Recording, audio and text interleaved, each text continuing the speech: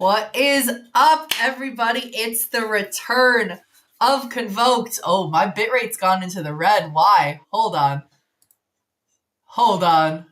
Are you working? Are we working? I think so. I hope so. Because this would be a bad return if I wasn't working. But yes, we're back with Convoked. It's fully back now. I guess not fully. We're going to be doing it once a week, which is great. But yeah, what is Convoked? Convoked is the real play Magic the Gathering show where we tab for super awesome Magic players to play one game of Magic for you, our lovely audience. And tonight we have kind of a special stream. We're just going to be yapping for a while about Vegas. We just got back from Vegas, so I think it's probably good to recap and talk about it while it's fresh in our minds. I think especially between all the creators we have on tonight, it was a different experience for everybody just because we have different interests. So I think it'll be fun to yap about. So without further ado, let's hop over to our spell table and say hello to our guests. We still have one. Oh, Emma's here. I'm working on it. You're good. I was totally just going to go without you and have you hop in later. No, Daredevil's over. I'm here. Hell yeah. How was it? Have you So wiped nobody the tears died if away? you were able to make it back this quick. Have you wiped the tears away? Yeah, the tears. There was something I was very afraid of happening in this episode that did not happen, so I'm actually okay. That's good. All right, I'll have you hop back up. So I think first let's go around the table and then tell us who you are, tell us who you're playing, and then we can hop into talking about Vegas. So Script, you want to go first? You're first in our turn order. My brain, hold on. What I'm playing, and then Vegas? Just who you are and who you're playing, and then after we go around, we can talk about Vegas. Sure. Got it. Now my brain's brack. Yep. This is going to be a very, chaotic stream because we're all exhausted, and I'm a little sick. I don't know about you guys. No, I'm actually so incredible I'm not sick, which is great because I have 2 more weekends of travel in a row. So if we get sick, I'm going to actually blow my brains out because it's not fair. I deserve to have a good time. You do. My name is Crip MTG. I play the word games about the card game here on any website in which you can find me. Go ahead and look on all the other ones. You might find me, you might not, don't know. I'm playing Best Soul Nourisher, 1 in a Selesnya for a legendary creature, human citizen. Whenever 1 or more other creatures with base power and toughness 1/1 enter the battlefield under your control, put a +1 counter on Best Soul Nourisher. Whenever Best attacks, Popeye the Sailor Man, all your 1/1s, and then your opponents fall to pieces. We love Soup Kitchen. Oh yeah, it's open, baby. Soup Kitchen, yummy. True. All right, Bear, we're going to you. I gotta ask about the soup. Because It's Best. for Soup Kitchen. Oh my god, I love it. And I usually put gifts whenever I play. And the rabbit's me? Yes. I love it. I'm in the middle of Googling the Shadow Hearts, but I spelled it Shart and I Googled the wrong thing. Anyway, hi friends. Just shart gif. Hi friends, I am MTG Baron. Vegas was awesome. I'm going to let you guys know that I was a big chillin', and I'll give you guys the big chillin' perspective of Vegas. That's definitely what I'm dropping on you guys. But today, I'm playing Shardy Poo with some noble heritage. She is going to make sure nobody pops off and wins before they should. She's going to marshal a lot of the game, and then she's going to lose, but with pride. I'm just here to help, so I don't think you have to shut down any of my stuff. And we'll see. Oh, look at the kitty. This is Chloe. Oh, hi, baby.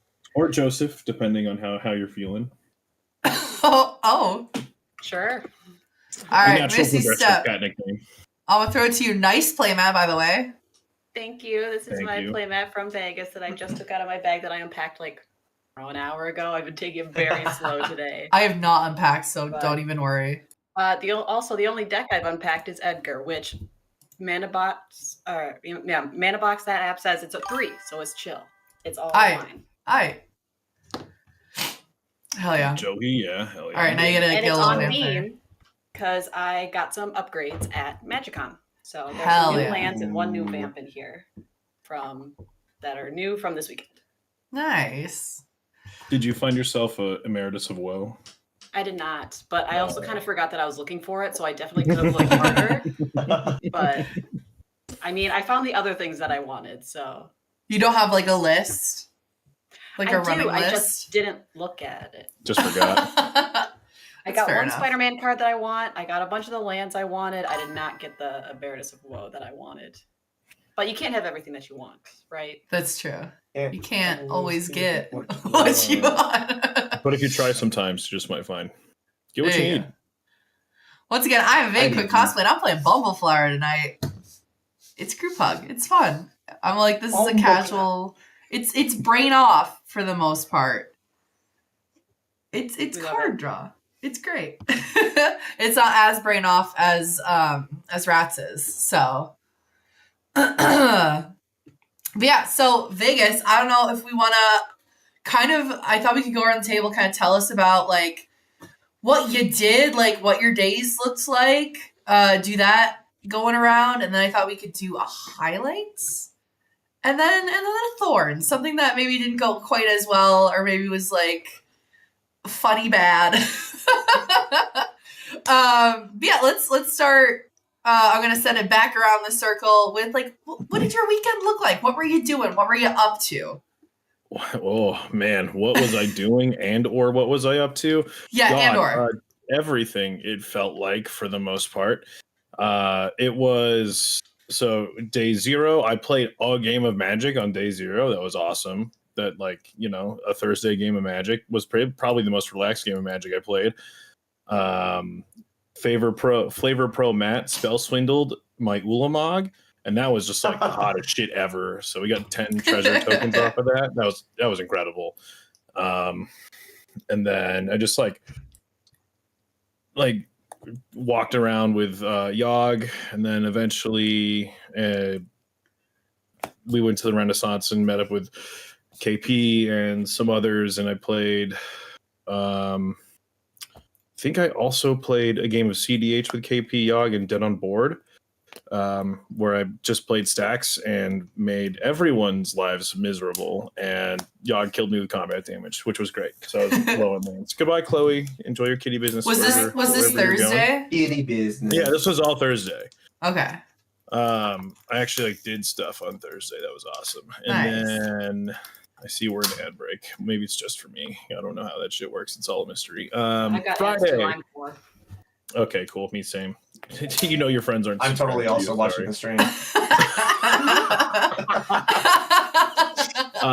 And then I meandered my way into the hotel very quietly, and then slid in and cuddled with Brennan until we all woke up. And then we went to the convention, and I saw a bunch of people and hugged a bunch of people, and was very grateful to be with people that I love and cherish and hang out. Do you want to do one day at a time in a circle? No, it's me. He said me. Okay. We can do it maybe that's easier. Yeah. Do we want to pass around the Thursday? I can give my perspective and be like, and Script was so wrong on that day because this happened. No, we'll stick with Thursday. Yeah. I mean, again, there's no time limit. And when I sneaked into the hotel, I don't believe I woke anyone up, which is always the goal. Despite having used the bathroom and washed my hands, and was just a fella in a room full of 3 sleeping people. Yeah, Baron, tell me about your day 0. How'd that go? How much stuff did you get done? Yeah, my day 0. Yes, I flew in and I pulled out the pull-out couch, and I looked at it and I go, "Hell yeah, Script and I are gonna fit on this. This is gonna be great." And then I made the bed so nice for my hubby. And then I got into the bed, and then I suddenly was awoken by Script's nightly Irish jig that he does. He has to do it every night before he goes to bed. He's always struggling on that left foot tap. No. He gets it if he practices enough. And then I opened my eyes, and it was the next day. So that was my day 0. Hell yeah! And we both fit on that pull-up bed absolutely fine. Yeah, it was oddly comfortable for being a very like a 4-inch thin mattress with springs. The spooning saves space. 2 6-foot men and one half of a twin mattress. It worked. Correct. It was a twin? No, it was like an extra wide but extra short bed. It was like a perfect square almost. So your feet were hanging off the end. I was gonna say No, they were playing Tootsie twin is Rock. heinous. Yeah, we had to like we were like toe fighting, dude. We were locking toes. What did you text? What did you text Brendan, Emma? What was the thing on Instagram you said that Brendan? Oh, the thing that happened when I set my phone in front of you? That's so crazy. So weird. Well, we can't talk about that yet. That's No, that was Sunday. that's day 3 shit. Yeah. Yeah. How'd your day 0 go? My day 0 was pretty similar to Brendan's. We flew late because it was cheaper. And then there was some delay. So when we got there, the hotel had given our room to somebody else. But that means What? we got an upgrade. So it was okay because we rolled in after midnight. We got in around like 1:32. So they're like, these bitches ain't showing up. But we did show up. So we got this room with mirrors on the opposing walls and the ceiling. Two beds still. Like, it's not like the honeymoon suite. It's still 2 beds, but the mirror on the ceiling was positioned in a way that I could see the other bed and she could see me. And we also discovered that like there were these tapestries on the wall. You pull back one of the tapestries and there's a window straight into the shower. So we got upgraded to a strange kinky room. To the party room. Yeah, they got the party room. It also had this long like chaise lounge kind of chair that was the entire length of the room. It was That's actually cool. so sick. Interesting. But also, we rolled in at 2 a.m., so I couldn't really enjoy it much. We were just like, bed, yes, please. Yeah, I saw that on your story. Yeah, I was like going to bed and I was like looking at my infinite mirrors across from me. I'm like, oh, the demons are going to get me tonight. I'm gonna vomit. If I wake up in the shadow dimension, well. So you tried to make it. Kaiba got your ass, dude. That's wild. I made it. I survived, as far as you know. We got in Thursday really early, like I think 9 o'clock. Because again, we're 2 hours behind here, so we kind of time traveled. So that was pretty nice. We got into our room pretty quick. We sat in like the lounge or whatever. We were very fortunate because Simon has a client who put us up in a room. It was very generous. Yo, that's sick. That's pretty sick. So I'll trade you this coin for a room. It was a nice ass room too. So what you're saying is Rob and I bummed it and you guys were living in luxury. I hear. Kind of. Here's the thing. I had said like, hey, if people want to come back and LobbyCon or like play games there, come hang out. And then no one took us up on it. I did not hear that come out of your mouth one single time. Oh, maybe I didn't say it to you. Maybe I said in the wrong chat. I think you said it in the jocks and cheerleaders chat. Oh, okay. All right, whatever. Sorry. It's like a sick invite, bro. I didn't know you were slumming it. I'm sorry. Slumming it. I was sleeping with Brendan, dude. That was Slumming your in my word, ass. wasn't it? That was Brendan's word. Brendan thinks I'm dog shit, not me. We did only have the say that one about your bed husband. though. So, I mean, it was a king size bed, so we probably could have fit like 2 more fellas in there, but easy peasy, dude. And if you're like really shameless, that's like 6 people. You just sleep like ass to ass. I need my space though. Yeah. But that was super nice. And then, so I think this is our 3rd Vegas, and we've never actually done any of the Vegas stuff. Like we went down to the Strip, which was like kind of weird and like disappointing. Like it just felt like a capitalist hellscape. No, for sure. Yep. With pretty lights. The amount of people I saw walking by with like definitely overpriced M&Ms was wild. You know what I'm talking about though? They have like the M&Ms you can get your face on. I'm like, yeah, they got the big yellow bag with M&M on the side. Yes, so many people. M&M and then we saw the most chopped ass Chewbacca trying to get pictures of people. Like my naked cowboy.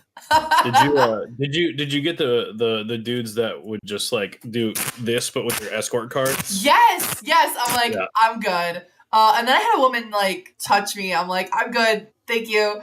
No. So we walked around and then we went to the pool, which was pretty lit because I finished my cosplay on Wednesday. And so I'm like, I just need to sit and be warm for a second. So that was lit. And then we went and got our pictures taken because we did the Strixhaven Jocks and Cheerleaders. We went and got pictures in a casino, which was super fun. Yeah. Attracted a lot of attention. People were like, what the fuck are you doing? And then all the dentist people dressed in pink. Yeah. And then we got tacos, which was delicious. Oh, yeah. Dude, the lengua fries, killer. I forgot that happened. Holy fuck. I forgot. We got tacos El Gordo, which was delicious. Thanks for filling the blank in, dog. It was super busy, though. But then we went and we LobbyCon. That was kind of my only night that I ended up really, like, LobbyConning it. So, yo, thanks for this sub. We got 2 wheel spins at this point. They're loading us up. I am going to set timers for these so we can get into the game. Hell yeah. Yeah, I have to say, I love the casual mannequin ass right behind you. Oh, yeah, it's so good. This is my my men's mannequin. For the men's. Yeah. Also, that's how I turn him. I just fully grab a cheek and a half. Just fucking that's how I turn my mannequins. Okay. No, it's great. He's just kind of chilling here because they kind of get in the way sometimes. I do have a female one that's a lot more detailed. And by detailed, I mean it has legs. Not anything else. No. What's his name? This is Henry. After Henry Cavill. Because And then the other one is Diana. Because I love Princess Diana and she's an icon.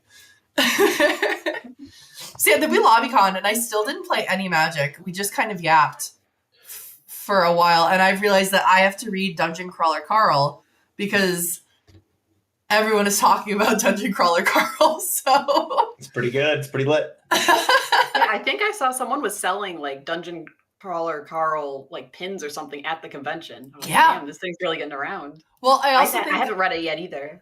I think it's on Kindle Unlimited, so now I have no excuse. There's also an audiobook, I believe. Okay. Oh, okay. Maybe I'll listen to it. Yeah, that might be the next, my next thing. That'll be a free time again for a little bit. I am so ready to just hop into another project, though. I'm a psychopath. I've also been thinking about it, so it staves off the sad. Yes. All right, talk about Friday. I woke up. It was like 10 a.m. When I travel, I do this thing where I just refuse to adjust to the local time, and I would just rather stay on my local time than like be miserable twice. I'll just continue to be miserable in one time zone than both. So it's just like, oh, I'll wake up because my brain is telling me it's halfway through my shift, and that feels weird, and I should like be sweating my ass off because I'm late to work, but I'm not. But like me and Brennan kind of woke up, and then Kelsey was up and came and sat in the bed, and we just like gibbity yapped because I didn't see either of them until till Friday morning, or even Alex either. But we all got ready, walked to the con, sat in line, and then you see everybody day one. It's a giant celebration that starts then and doesn't end until like fucking Friday, like Sunday night, right? Yeah. We played CDH, right, Brennan? That did happen on Friday? Yes, that did happen. Sick. Hell yeah. That's where I had my first I had a fan interaction, which that's maybe the second or third time that's happened with me because despite making 2 videos every day for 2.5 straight years, I have so few followers. I'm not complaining. That's just the literal truth. Like, don't apologize or tell me that. Yeah, no, just the truth. It's also on me for doing shit that the algorithm doesn't give a fuck about. But it's fun, so I'm gonna continue to fucking do it. That's the spirit. Where this gentleman and his I'm unsure. I didn't ask, but I kind of got the vibe that they were together, which is awesome regardless. But he was like, can I get a picture? I was like, you want to get a picture? And he was very excited. He seemed a little nervous, which is fine. And I had pulled a Adnaz from my box of my Play Booster box. And on Instagram, he was like, "How can I get that from you?" I was like, "Well, if you're gonna be Vegas, we'll look at doing something for it." I was just gonna be like, give it to you for free, but he offered for me to look through his trade binder, and I found a foil Triumph for the Hordes, and we're like, this for that, and we looked, and it was like $1 one way or the other. Yeah. And we just traded. Like, who cares about the lost dollar? I had a great time meeting him, and I was like, take your sleeve back so you can put the Adnaz in it. And he put it into his binder, and I was replacing my Triumph for the Hordes in this deck with the foil fancy one. And he was like, "What am I doing?" And he took it out and said, "Can you sign the Adnaz, please?" So I signed the Adnaz. That was awesome. And then still Friday had another fan interaction. I was at the Birds of Paradise booth, and I looked over, and someone was like, "Oh, Script." And I was like, "I don't know who you are, but hell yeah." Did the whole shit thing. And he was like, "These are my two buddies. They started playing Magic like 6 months ago, but I have a list of creators that I want them to meet because I think they're awesome, and you're on it." Which was so incredible that this guy made, like, A, because I'm on it, but B, there's a list of people that this dude thinks is sick. So I met them. It was great. And I was like, "If you guys want to jam, I'm super down to." And they were like, all three of them were like, "Yeah." And I was like, "I gotta piss so bad. I will be right back." So ran to the restroom, ran back, sat down, got a game in, and that game was an absolute blast. Brendan, you got to see some of that game over by the Birds of Paradise booth. The Ashling Precon that was upgraded was popping off, and it was one of the new guys that kind of didn't know what the hell was going on, because that Precon's insanity. Shut up. So popular. Jesus Christ. And they were super grateful for that game, and they had a blast. So that was great. And then some stuff certainly did happen in between then. Whatever it was, I don't remember at this point. Maybe I played some games. Maybe I just chit-chatted with people. Well, that's Dorks Party. Yeah. That was Friday. In between that and the Dorks Party, I was gonna say, in between that game and Dorks Party was just like me being with people I cherish, and that was incredible. Yeah. Dorks Party was sick.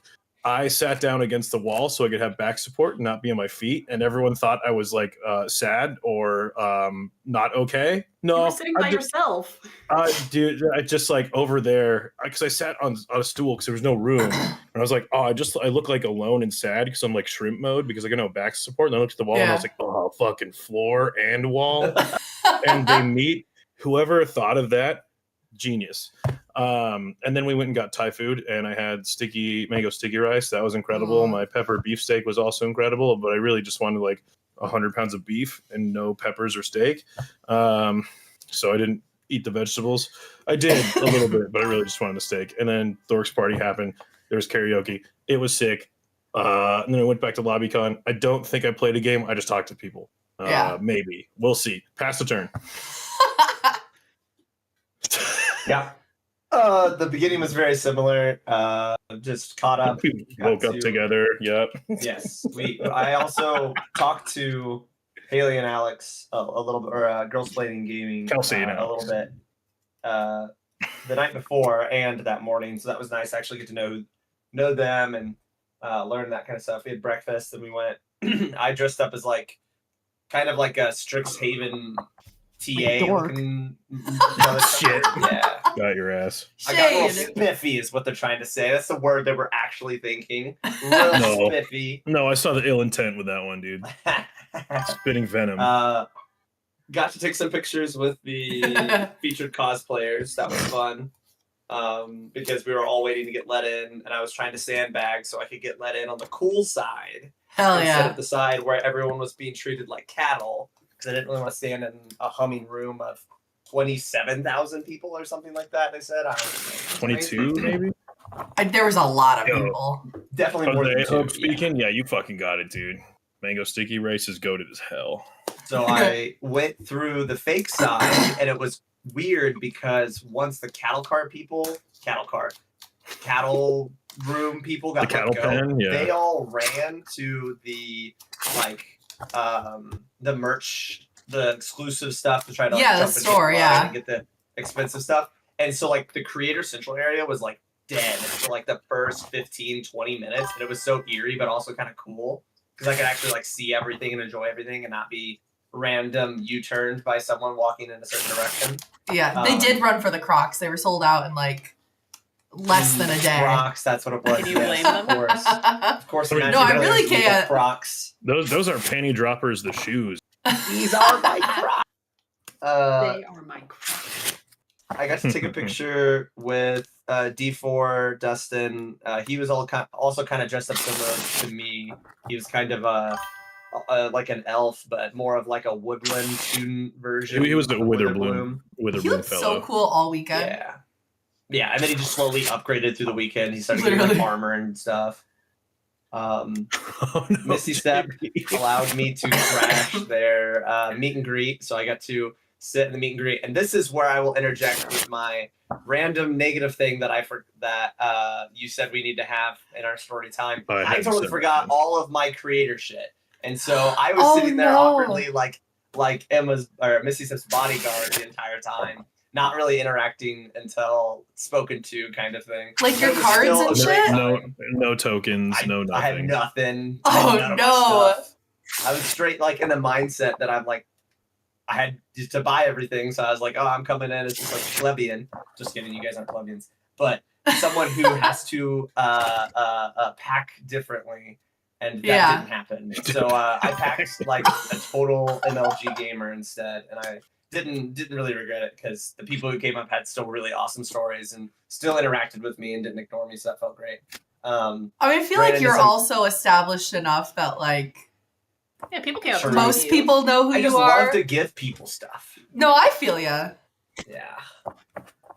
But it was a really good time. Spent time with Missy Step, met Kendra. That was fun. I got to learn a lot about Kendra.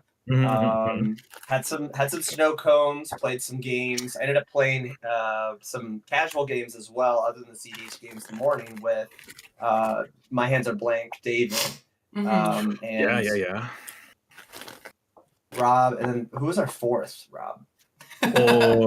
Someone that I thought was like 7 fellas, but was just friends with Arcosa. No. Okay. Yes. No. Yeah. No. You were in that game with Arcosa sat to your left. Played the infinite, accidentally infinited with the landfall. Yeah. But it was a fun time because I got to like see people like new decks, and so that's playing Magic at MagicCon is rare, and I treasure it, and I love to actually play with people I don't normally play with at MagicCons, at LobbyCon, and things like that. Did you act got to open up some of the packs that came with the premium pass. Those were kind of cool. Hell yeah.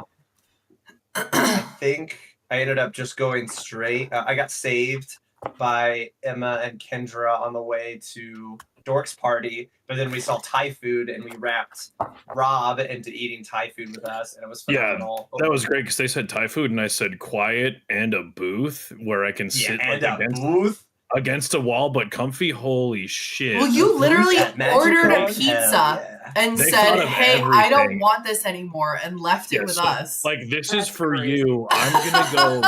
I'm gonna go exist. No. I was like, I'm fully ready just to like lose this $15, but someone can have great like table pizza. Like I would be so blessed if I was at that table just to receive a free za while someone had Thai food, and I might also be like, fuck Thai food if I was at that table. Because that's how I was. Like, even though I had the pizza, I could have cared less. Like, quiet and comfy, I'm fucking in. Fair enough. Got to visit with a lot of people. Got to catch up with Nick Please and Tina. That was really nice. Got to see Gabe as well. But I liked basically what Rob said. We just or what Script said. We just talked to a ton of people basically, and then watched everyone do karaoke. We watched Yog Goth scream his lungs out, and Misha go up on the stage like 100 times. It was great. Yeah, KP killed it too. Yeah, KP killed it too. Kelsey killed it. You guys missed my performance. I went on too early. You killed it too. I was there. I think I was there for. Did you go multiple times? Because I definitely saw I went once, and then I'm like, I'm not going to be the first guy to go twice.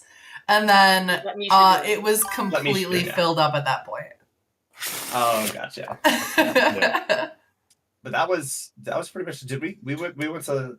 Or no, I didn't go to LobbyCon that time because I left early-ish because I thought everyone was already starting to head towards the door. So I went to this the was first so Uber. silly. This was so silly. And then y'all, like an hour and a half later, finally are like, "All right, we're doing LobbyCon. Come over." And I was like, "Yeah," because I went and looked around for Brendan. I was like, "Where the fuck's Brendan?" Because that's when we were waiting for you to play a game. I didn't play CH Day Zero with KP Yoggin dead on board. I was waiting for you. I was like, "Where the fuck's Brendan?" We just said we were all going to LobbyCon. You were like, "Yeah, I'll just go to the hotel and like get my shit," and then you fell asleep. And then an hour and a half later, they were like, "We're at LobbyCon," and I had just laid down after showering and waiting, and I was like, "You know what? Bed does sound really nice for a whole new day of Magic." Coward. And so went to bed. Called it a day. That was my turn. That was my day. I will also pass the turn. My day did not start in bed with Rob or Brendan. I will absolute bummer. I know. I love to go to myself. What can I say? Think of all the toes. So, and you love toes. You fucking love. You said the thing that you typed. I totally typed that myself. Anyway. Yes. So I was there with my friend Kendra, who is from my hometown. And something about her is she is insane. So she was actively hand sewing her cosplay in the airport. Oh my God. On Friday morning. She was still sewing and like putting things together and like hot gluing. So eventually. The Liliana? Like, yes. So oh my God. She had a bag with everything was pinned in there, and then she was just sewing it down, and she's insane. And that's wild. Really good. And you'd never know, except I outed her just now. So she had a bit more to do, so I went over on my own and met up I went and found Brendan and Rob. You guys are playing CDH, so I came and hung out with you guys for a minute before my meet and greet, which was really fun. Unfortunately, it was during the preview panel, so I did not get to see the new Marvel cards. But you know what? I got to hang out with friends. That's even better. And the guy came up and talked to us. He does a Magic the Gathering group, kind of like a program in. Brendan, do you remember what prison it was? It was the first established prison in California, and some California place. Yeah, so he was telling us about how he was doing that program with MTG for the people there. And then we got around to and how he also teaches a class on Magic the Gathering. And I was doing I had a thing where I had a bunch of like little quests written out on pieces of paper, and I called it extra credit. And then like, if you go and do a quest for me, I'll give you a pack. And he's like, "Will you give me a pack if I just give 10 points of extra credits to all of my students right now?" I was like, "Well, yeah, sure." So he stood there and I watched him go into like his grading program and add 10 points to every single one of his students. So if you've got I love that on your Magic the Gathering college class, you're welcome. Yeah, we got a lot of people came to say hi. There's this one family that has a little guy, I think he's 3 now, and they come and see me every single time and take a picture, and they give me a picture. So I don't have it with me, but I have pictures of me and this baby 3 years in a row. Yeah, in a row. Oh my God. Awesome. Adorable. So it's always good to see them again. And unfortunately, I have this curse that every time I go to MagicCon Vegas, this is my 3rd time, I have gotten ill. So I did leave the con a little early. I went home went back to the hotel and laid in bed for a few hours. Stared at the empty bed above you. Stared at the mirror above me. Yeah. Just laid exactly on my back so I would not smudge my makeup at all.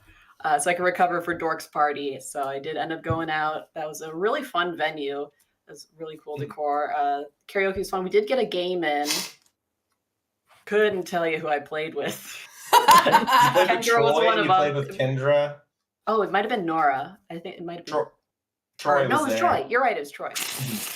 So we got one game in, watched people sing and scream, sang along with, and then eventually went home and went to bed again. That was my Friday. Yeah, my Friday. So, I had my meet and greet right away in the morning, which like I have a bad habit of doing because I like to front load my work because if I know I have something coming up, I'll like obsess about it, if that makes sense. So I'm like, Friday, 10:30, get me in. Hell yeah. But then I also was like, what if I don't want to wait in the line because then I will be late because it takes like sometimes an hour to get through the line. So I felt very bad I felt like an asshole being like, hi, I have a meet and greet. I have a creative badge. Please let me through. But also went to the special secret entrance, which isn't actually a secret. It's just the main entrance, but you don't have to queue. The other side of the convention. Which was great. And so we just kind of yapped there, and then we did the meet and greet, which was really cool. It's been kind of like this con, and then Atlanta was kind of the point where I'm also like starting to get recognized, which is very cool because like people come up and I'll give them cards. Also, I got a new card.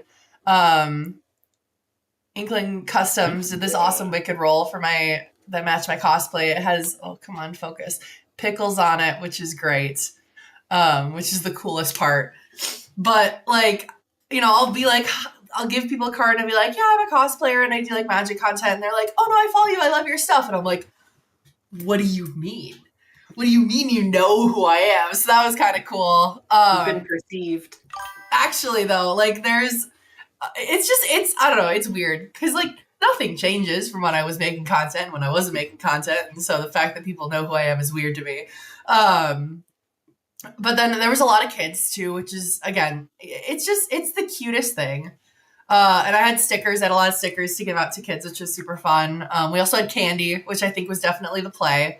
To get people over to the booth. And then after the meet and greet, we kind of wandered a little bit, just kind of like yapped with people. And then we went back to our hotel room so what we did over the weekend was we got like a 5-day pass on the monorail. So did we. Which was the best play. It was great.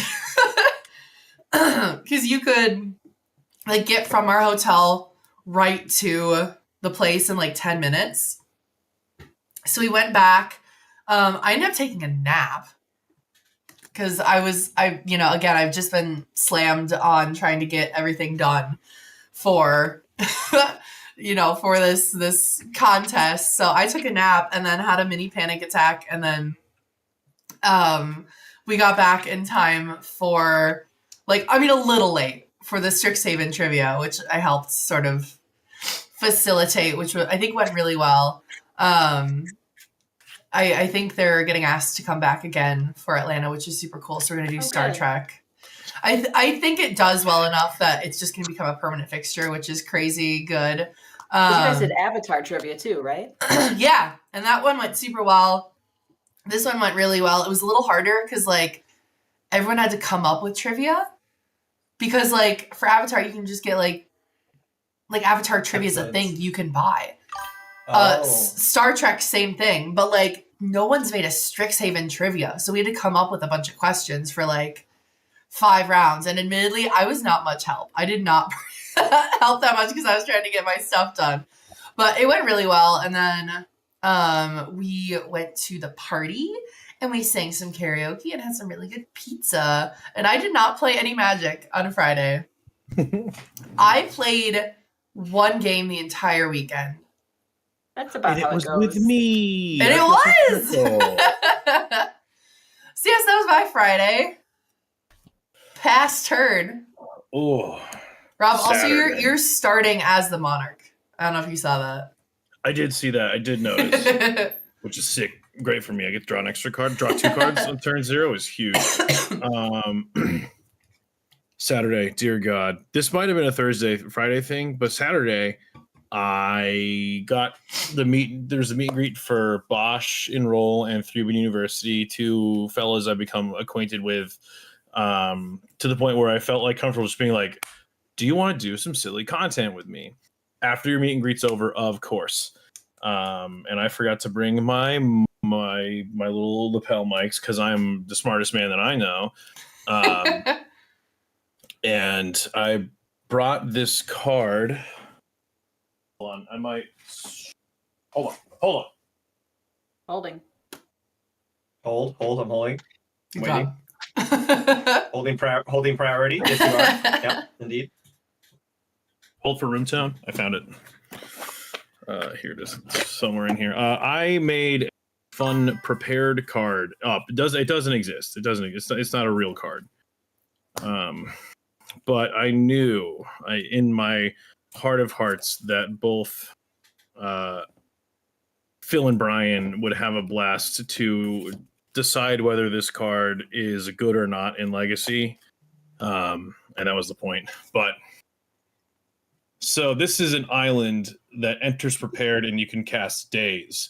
And the thing that is totally fucked about this card is that you can cast days and just return the island to your hand to counter your opponent's spell and just play the land again. This card should never exist. This card would ruin Legacy. So I got to do an interview with both of them about the card. It was super fun. Brendan, you filmed it, right? Yeah. Yeah. So you were there. Bosch and Phil, without knowing how the other talked about the card, both talked about it very differently. So I got very fun, very cool to get to actually collab with those guys. They're the only Magic content that I willingly click on. Everything else I scroll to. Yeah. They're the reason why I play Legacy, so I have a big appreciation and respect for those two. Judge, correct. What else did I do Saturday? Oh no. I probably played games. I think Saturday was the game with you, me, and My Hands Are Blank, and Yogg, and I played the Gone Fishing deck, Sages of the Anima. I think that was Saturday. I think that was Friday because we took pictures. Oh, fuck. Actually, no, that was Saturday. We didn't take pictures after that game. Never mind. Sick. You're right. I'm wrong. I could just look at my dog shit vlogs. But and I then love your vlogs. Yeah. There's just like there's just no nothing to them. I'm glad people like them, but I do understand the fact that there's no nothing to them. I think Saturday we played a game on the floor upstairs. It was me, Moon Girl Magic, Kelsey, Alex, and then Moon Girl Magic had to leave, and then just Garrett subbed in. Went to that was okay. Brain, I remembered. Dinner was Korean barbecue. Hell yeah. On Saturday, right? Right? Yeah. We got a banger of a story. That's gonna tickle me and Brendan, and some of you might not get it, but started out so good, and then so fast did it just evolved so fast because just X Garrett, he's streaming right now, so don't go to him now because you're here and we're more important. But later, get the bit and then go bully actually, him in a second, you need to go to his channel for a second and then come back. A second tab. We're more important, but a second tab. Open that fella's up and just annihilate him. Looking at the menu, it's not on the menu, but he asked anyways. The waitress Kayla, very like what a trooper. Because at this point, I'm just saying shit. Really slap happy. Because it's already like 1 a.m. for me. You're so tired at this point, yeah. Oh yeah, I could care less, right?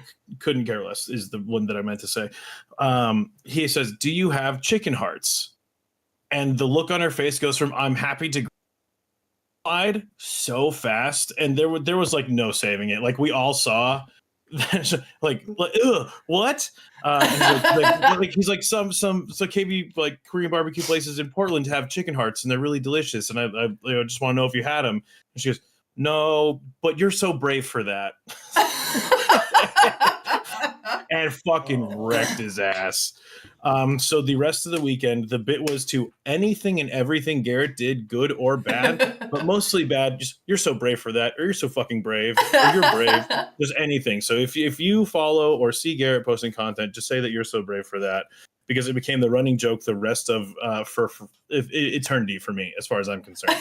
I will never stop saying that, and it's going to ruin his life. And every time, and every time Kayla would like come around the corner because he was sitting back to like where she would have to enter the aisle. Yeah, correct. I added people just to say you're so brave for that, and I was hoping that the 69 other people would fucking say it, but everyone's a coward. So, but But every time Kayla would turn the corner to come to our table, I'd be like, Garrett, chill, Garrett, she's here, calm down, Garrett, just chill, just be so brave, she's coming. And that was that. It was incredible. And it just fucking got his ass all weekend. A thing that I usually do, I did it with Ray from Perfect 7. I do this thing where I just like, this is my homie, and I know they'll trust me. I'm just stealing their very expensive camera to go take pictures of people that they might not have gotten to meet and would not otherwise get pictures. Because in my brain, I'm like, I took the picture, that person knows me, but they don't know Ray. So Ray now has to send a picture to this person they don't know, and now they have networking, right? I'm just like networking for people. So I did that a lot with Garrett and with Ray. I love stealing a camera and taking pictures of people I care about. And they deserve cool photos. So I did that all weekend too. And then it was Garrett hopped in chat to tell Brendan to focus on the game.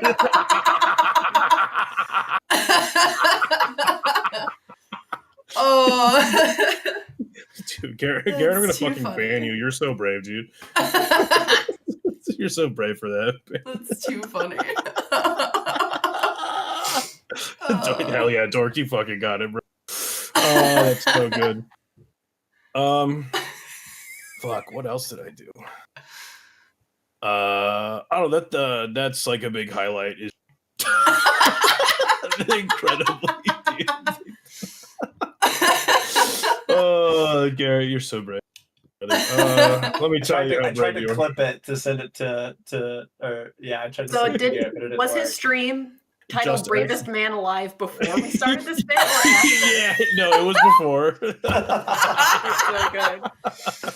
Oh, we're just such little shits. So I can't help it but to be just like just a fucking shit disturber, but in like the best way possible. Like no one's actually in trouble. Can't help it.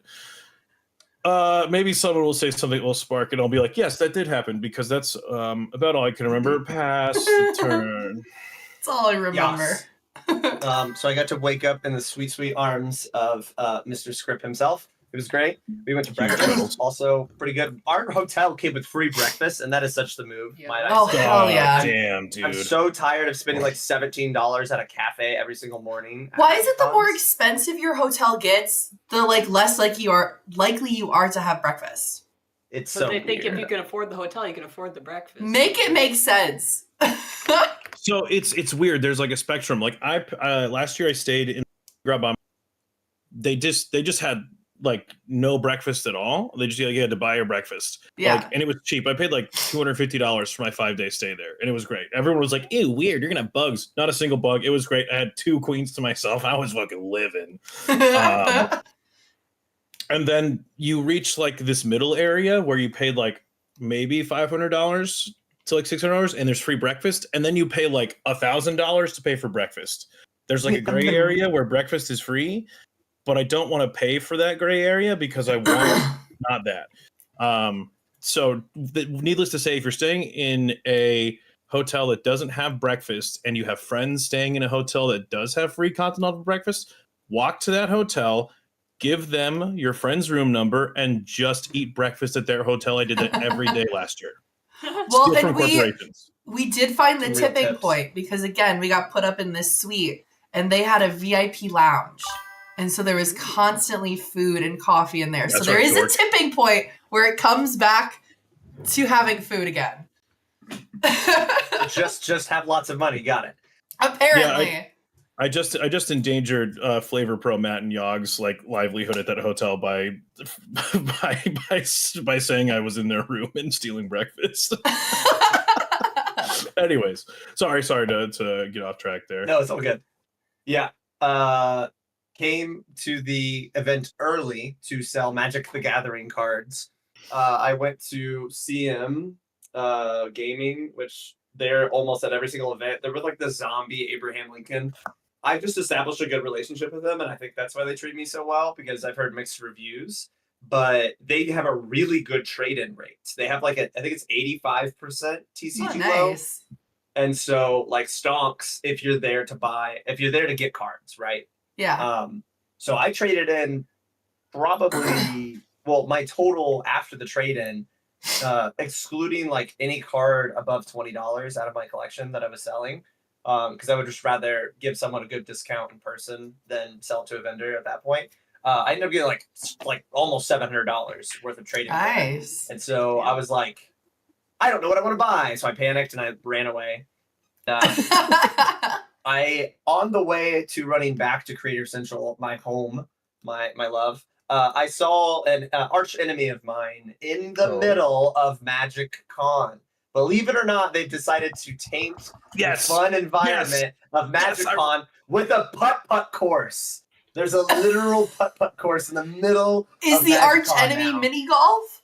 Yes. I thought we were going to hear like some creator beef, and I'm like, oh my god, who pissed you off so much? I thought you were going to say who Misha saw. If you've heard who Misha saw. Misha's beef. Yeah. Yeah, I don't need to tell that story. No, but because I was like, what the fuck? Anyways, no, not talking that. Yeah. Yeah, tell me about golf. No. I stared at it for a hot minute. Golf for the record.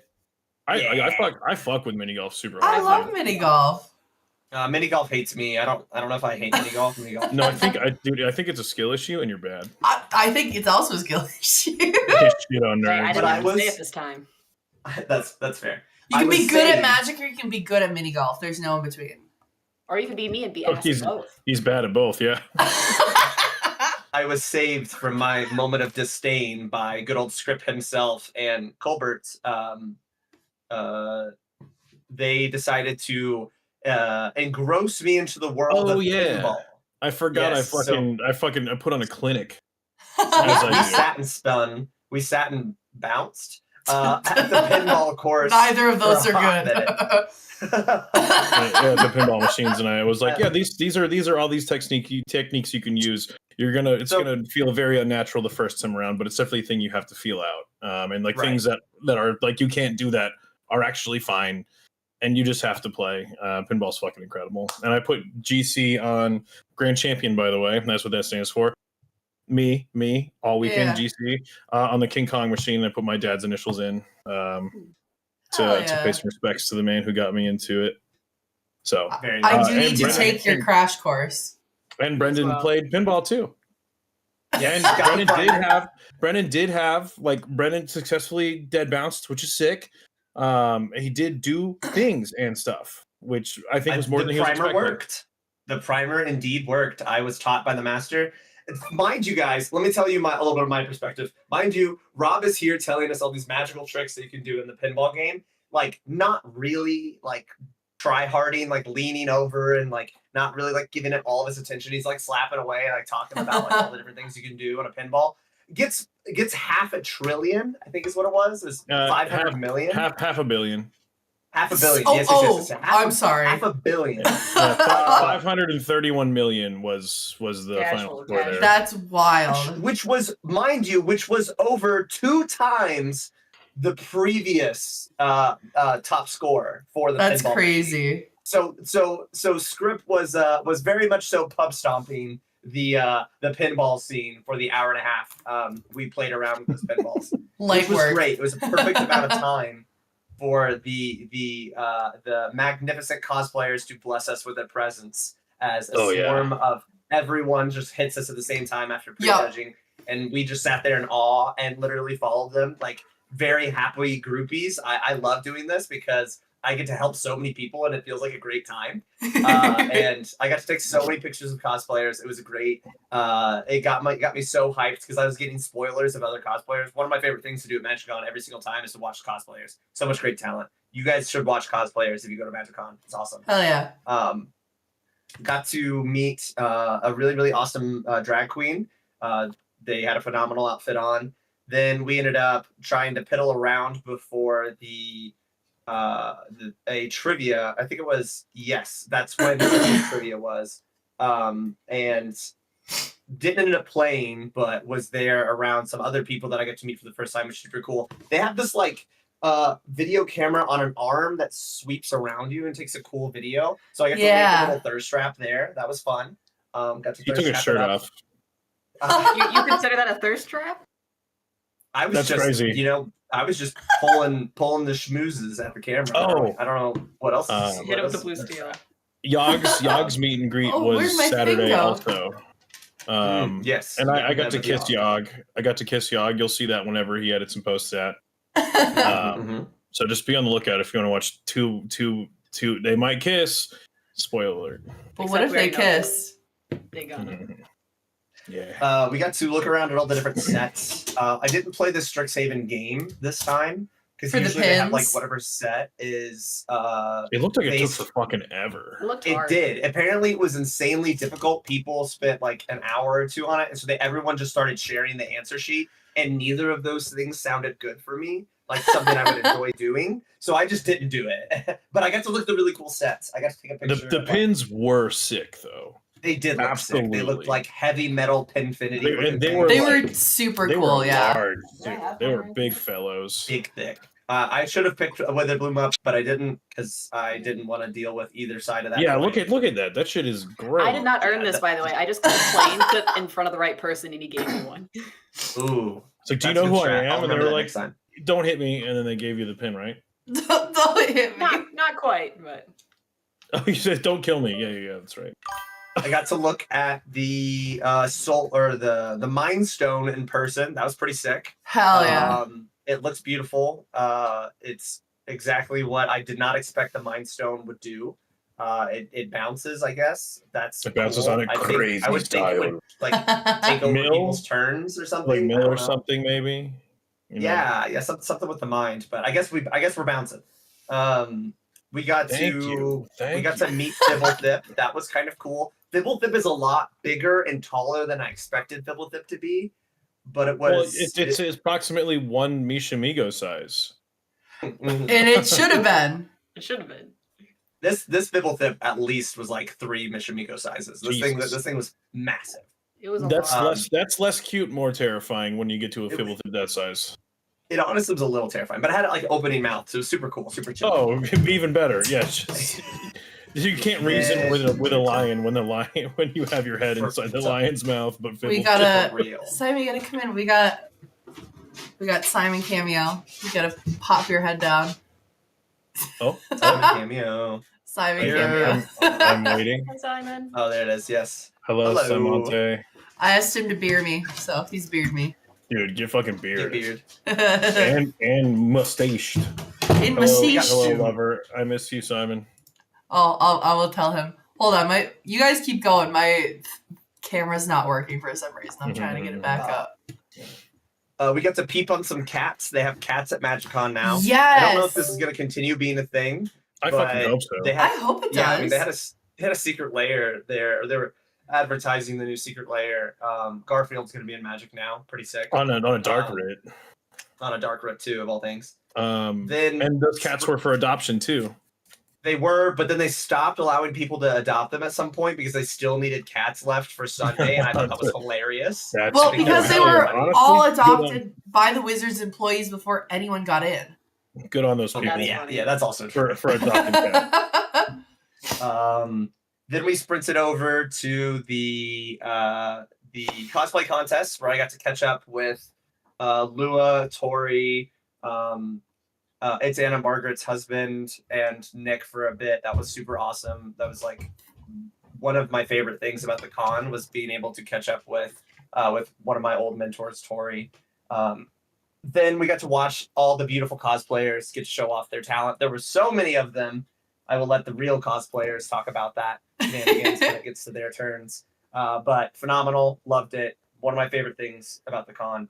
Then we were invited to go eat dinner. We were going to eat Mexican, too full, decided to go to hibachi instead. Perfect environment for us, by the way. The hibachi was a way better choice because we were so slap happy and so just being so brave. Being so brave. Garrett was indeed so fucking brave.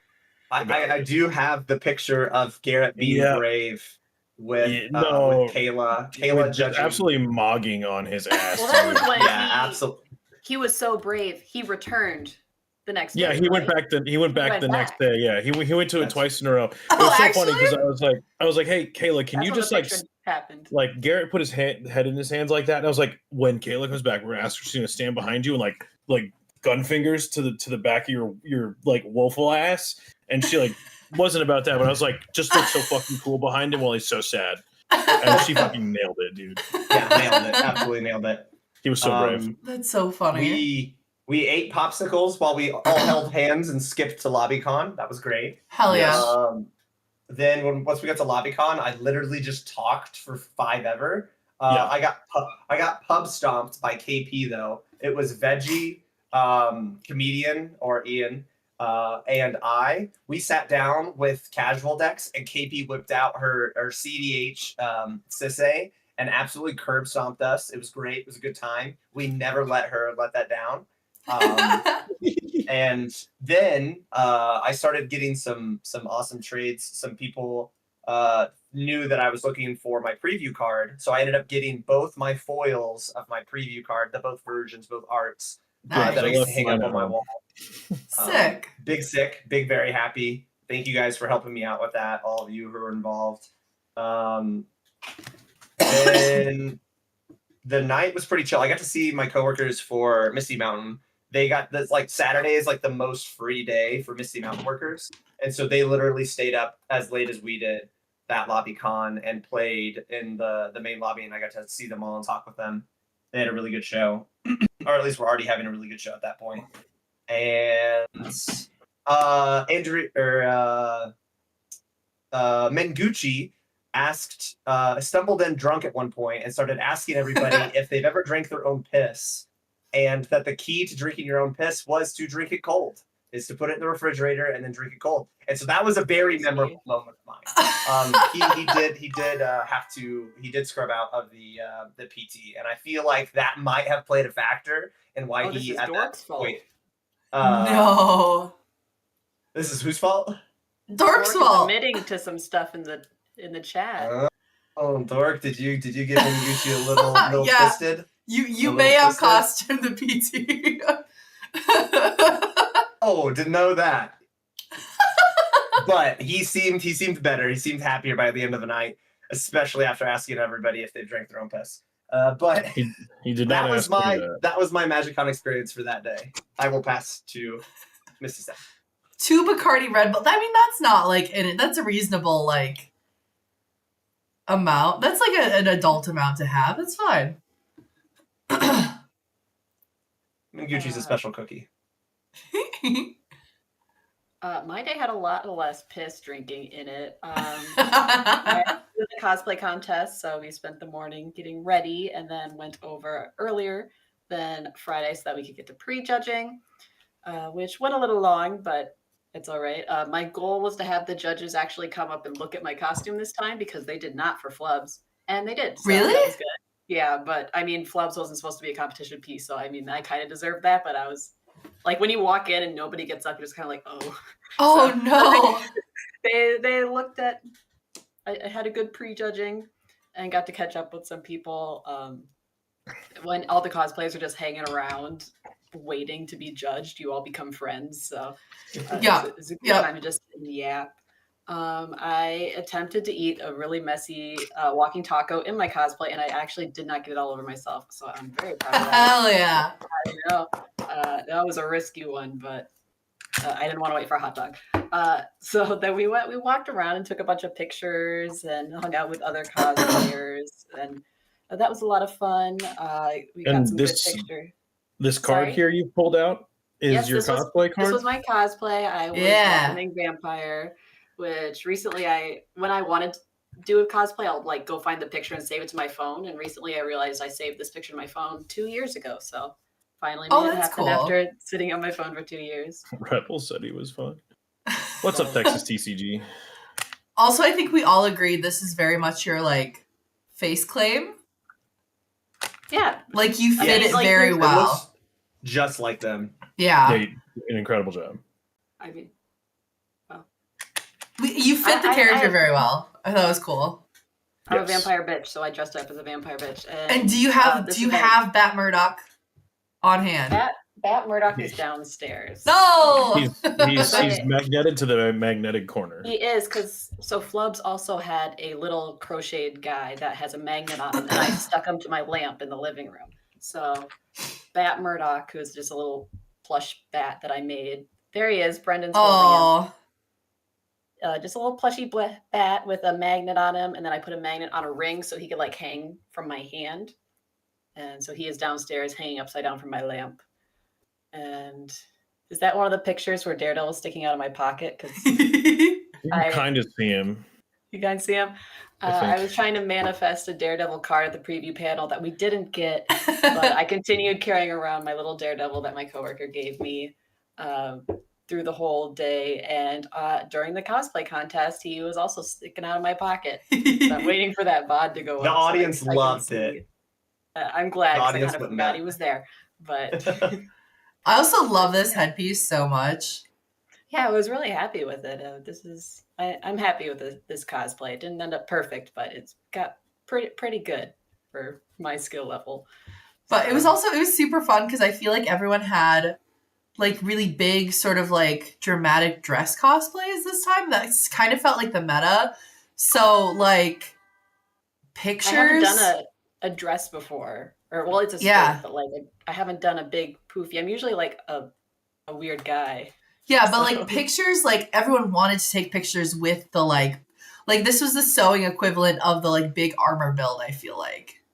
Yeah, I wanted something where I could work on foam and sewing. Yeah. So this was that was super cool. Good go between. So we got some good pictures with show and tell to you. Why am I blanking on his name? I spent Drew, yes, we hung out like all weekend. I'm forgetting his name. But yes, he took some great pictures that I'm excited to see. And then we went and got out of our cosplays and then went for sushi and K-barbecue. And then we went to LobbyCon. I played one game of CDH, but there was like a moment where I was like just kind of like staring at my cards and like the words are not going in and I'm not sure what I'm supposed to be doing. And I know it's taking way too long, but I'm like, I can't. I think I did one game and I'm like, I need to go to bed. Yeah. We will try this again tomorrow. Yeah. So, and I was waiting for someone because we were supposed to play Magic and then they took a really long fucking time getting here from dinner. So got a whole game of CDH in and then I went home. He's not even here right now. Hey, get back here so I can talk shit. It was spit fine. on him. But, it was a good day. Yeah. No, so my Saturday started, I got all ready for the cosplay contest. And like the really nice thing about being an expert is you get to go last. And so I don't have to be there till 11, which was great. So the hotel we were in also had a really sick ass tub because like I'm a tall bitch. And so a tub never fits me.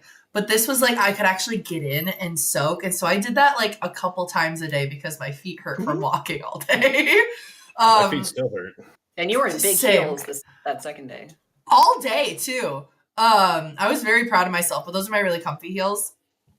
So got all ready. And I have a really bad habit of like I will try my stuff on piece by piece as I make it. But I don't try everything on until the day.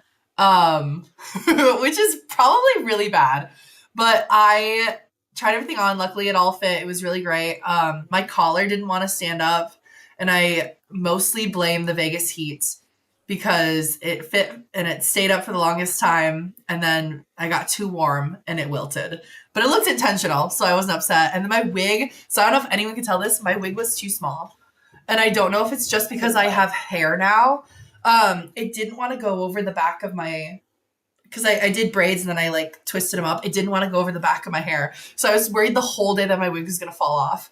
But you couldn't tell, so it was great. So we had prejudging, which again went like a little late, but I always kind of assume it's going to go late. So I always kind of assume that like my call time will never actually be when my call time is. Also, for some reason, they keep pulling me first for expert, which is great because I'm never the first one there, but I'm always the first or second to go in, which super happy for that because then I get out of there quicker.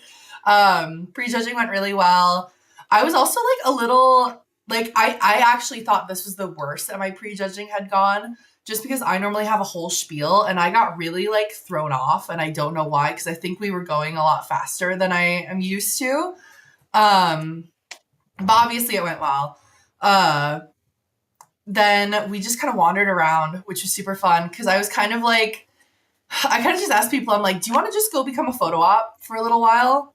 And everyone was like, yeah, no, totally. So that's exactly what we did. We just kind of like walked around and people want to take pictures. And I had my whole big, the mask prop.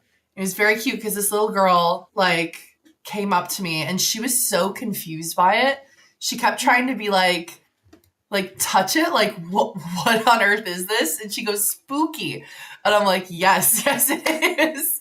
So that was very cute because like kids either thought I was a princess or thought I was terrifying, because again I am 6'4" in that costume. So I'm not intimidating. But yeah, it was really good, and I was in heels all day, and then we went backstage for the competition, and we clearly did pretty okay.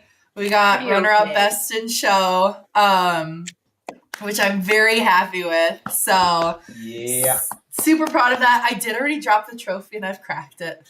Oh. Well, it's not like you don't have other ones. Just the acrylic part, like I don't know if you can see it. I cracked the acrylic because it comes apart with this light thing, and I was taking pictures, and I think someone bonked me, and I dropped it. That's bullshit. But it's not a big deal. But yeah, that was super cool because I wasn't expecting to win anything either. So that was super fun. And I was telling Simon, now I have 2 left in the suite of awards. I need a best and expert. I need that fucking sword. So, but this is my last year competing. I think that the grand championship will be my last time competing, and I'm just going to do content. And well, how are you going to get your best and expert then? I don't think it'll happen. I'm okay with that. And then it was super cool because the best in show, she actually got bumped from Journeyman. It was the Zoraline cosplayer, and she is like, it was so good. Yeah, the Zoraline was crazy. Amazing. And I don't know if you've seen the video where she opens up the wings. Yeah, and it's all shiny and shit. It's so impressive. And she's so sweet. She let me use her hot glue gun when my shit was falling apart backstage. Yes. No, and I'm so excited to see what she does for the Grand Championship, and I'm just really excited to be able to participate and like be with all these, people, and I don't know. I'm super excited to be able to do that. And then so we did the competition, and that was super fun. And also, again, I didn't think I was going to place, and so I didn't have like any kind of anything prepared to say. And so I kind of just was like, hi, thanks. I didn't think this is gonna happen. I love my husband. Same thing, which is great, which is like all you have to say. Cute. very cute. And then we went to dinner with Zvex. We went to Din Tai Fung, which was really good. Bunch of soup dumplings with Zvex, and then Tulok and Shivam, which was so good. And then we went to bed. We did not even hit up LobbyCon. Simon and I were done that day. This is funny too. After my walk on with my cosplay, I took my shoes off. I went backstage and I took my shoes off immediately. I'm like, I'm not fucking with this anymore. And so I walked on 4 awards completely barefoot. I think Steph did too, the best in the show. Yeah. No, we were so over our shoes.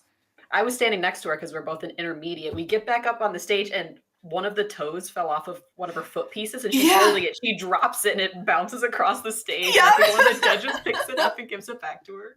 No, we were so over our shoes. But yeah, we did dinner and then we went to bed. And it was great because I actually got like a decent amount of sleep that night. Because I was running on pretty empty. Oh, and because we were in like a casino hotel. Walking back, like one of the last things open was this pizza place. We got the best fucking garlic knots. It was delightful. Late night garlic knots. Banger. Hell yeah. All right, pass my turn. Now it's Sunday. It's Sunday. It's last day. It's a long day. Final 24 hours, Zelda.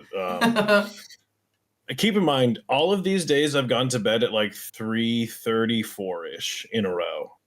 It's just how that works for me. I wake up, I leave early before everyone else to go get breakfast with Super Friends, who was there as well, that I'm a part of that group.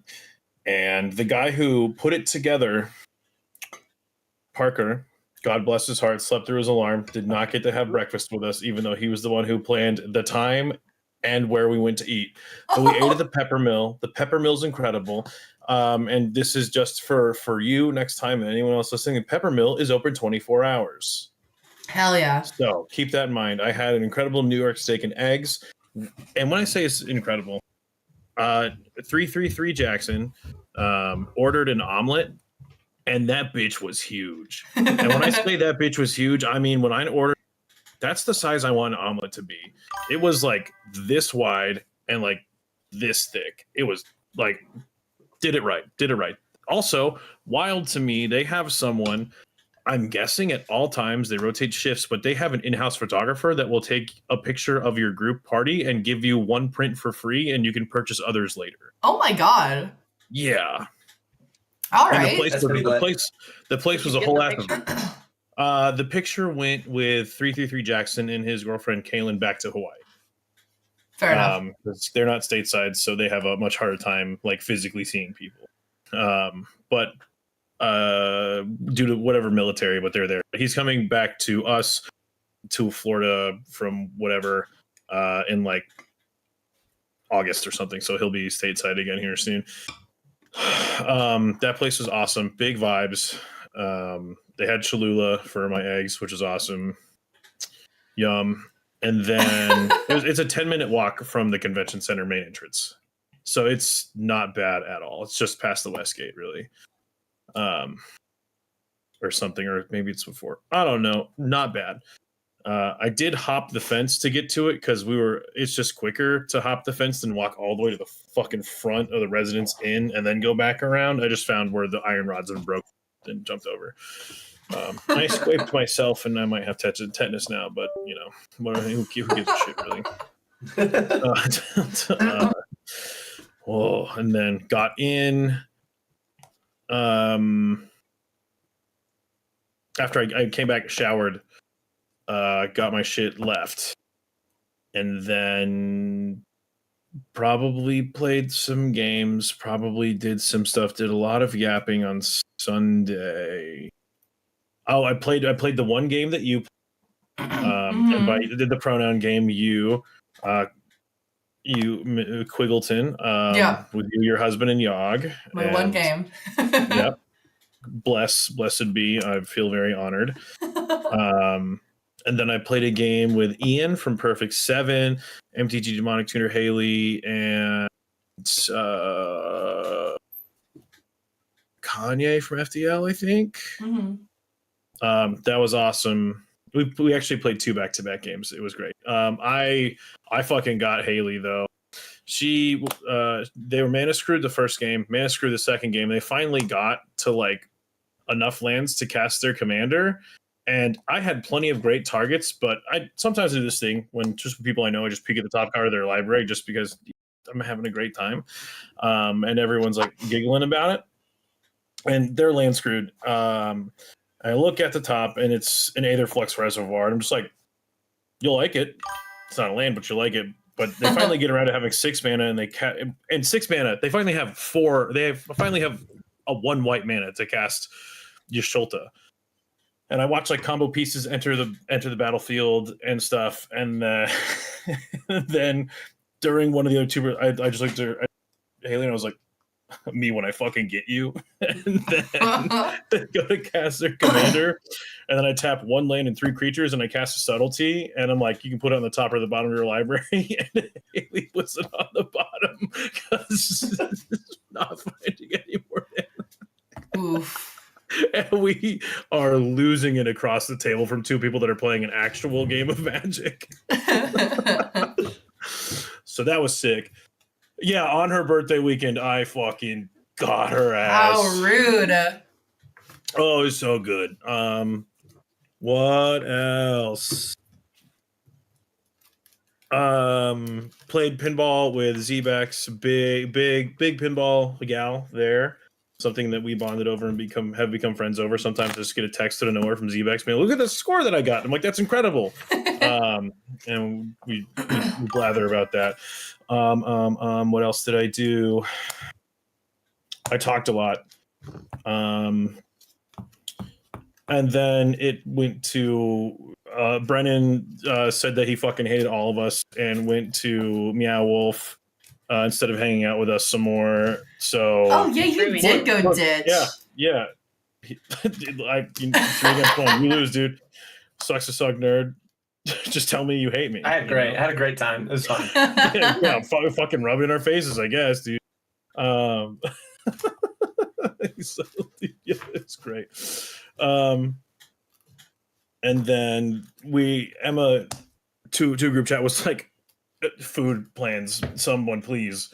I was talking to MTG Nerd Girl, and she was like, we're doing Benihana. We have like room for 3 more. And I was like, I know 2 more people. And then I walked over and it was Troy had joined Emma and Kendra. And then it became 8 people, which is exactly what a table fits.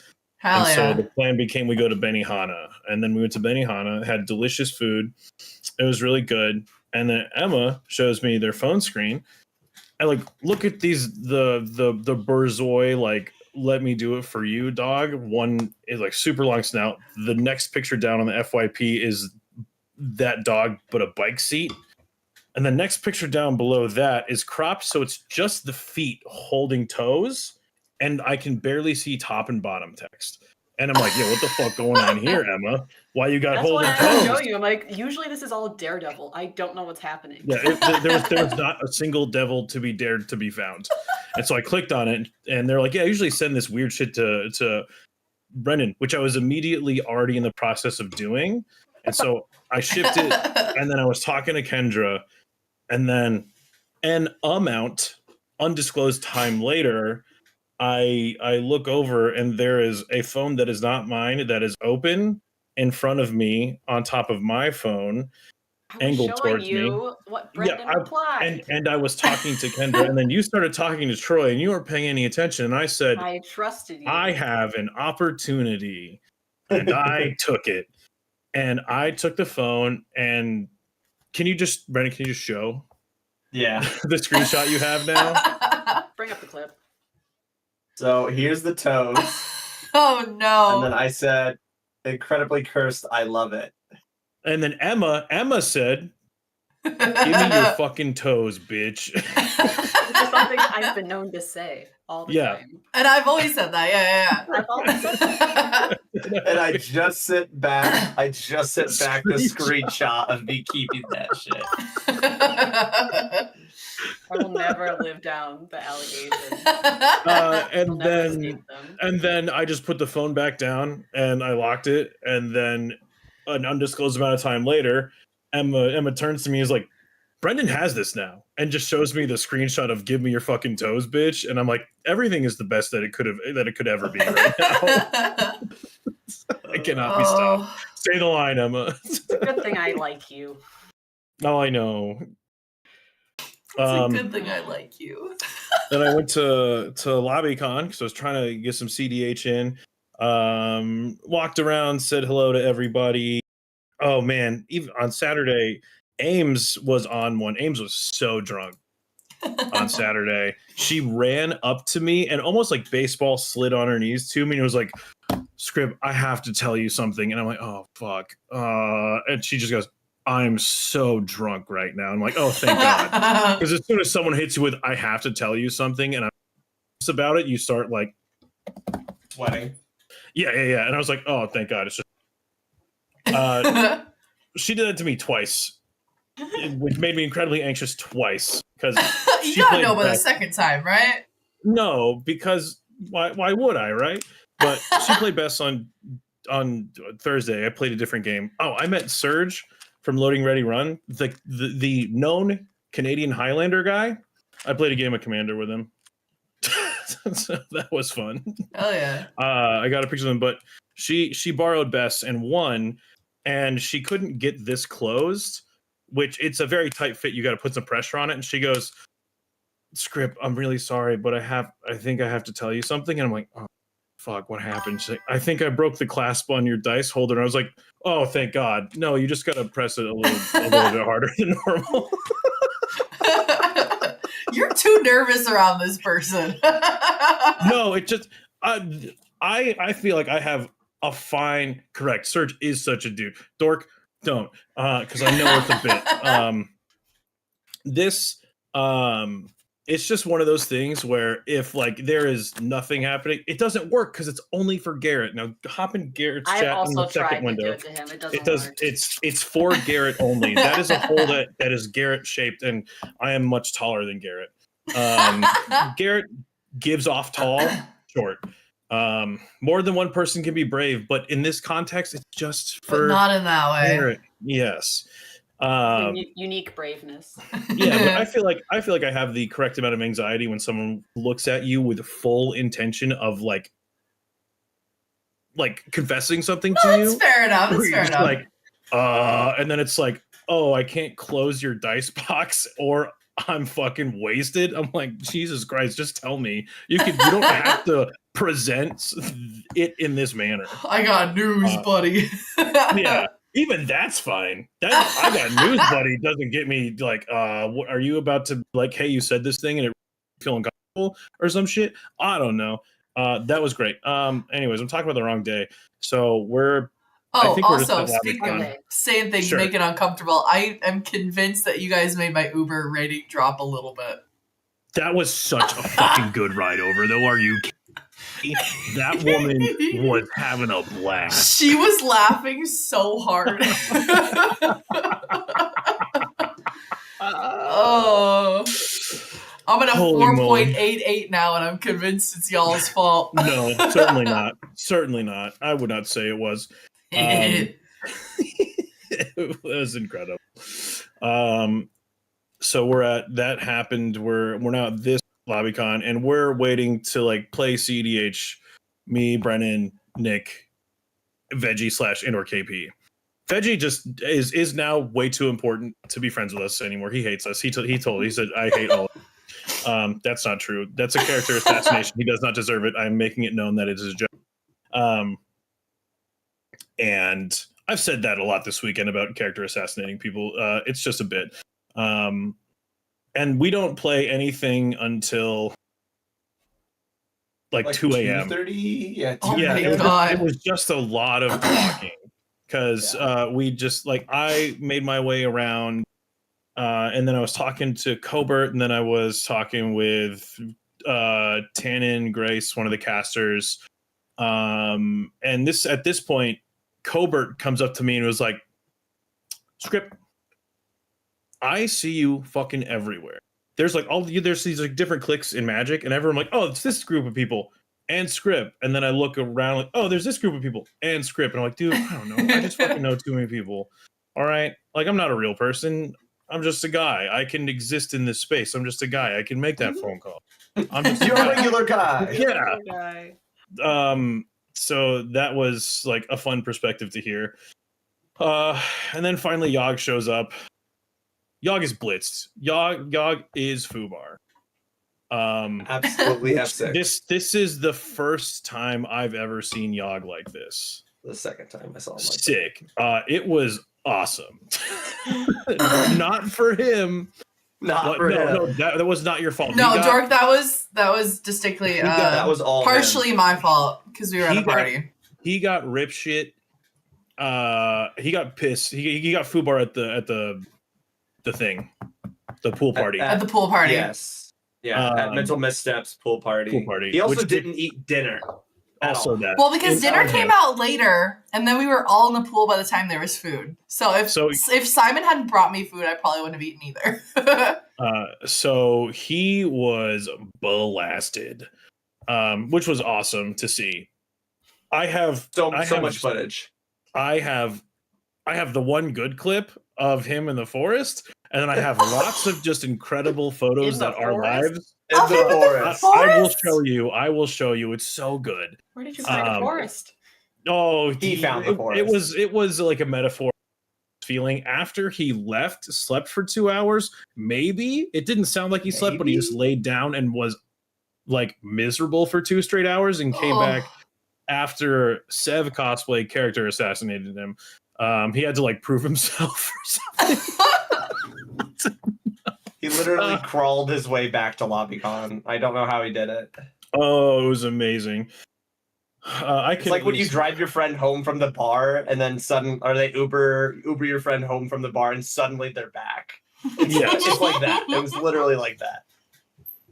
I have to scroll up. I think my favorite person that I met this weekend was Sev Cosplay. Her Alex Norn was sick.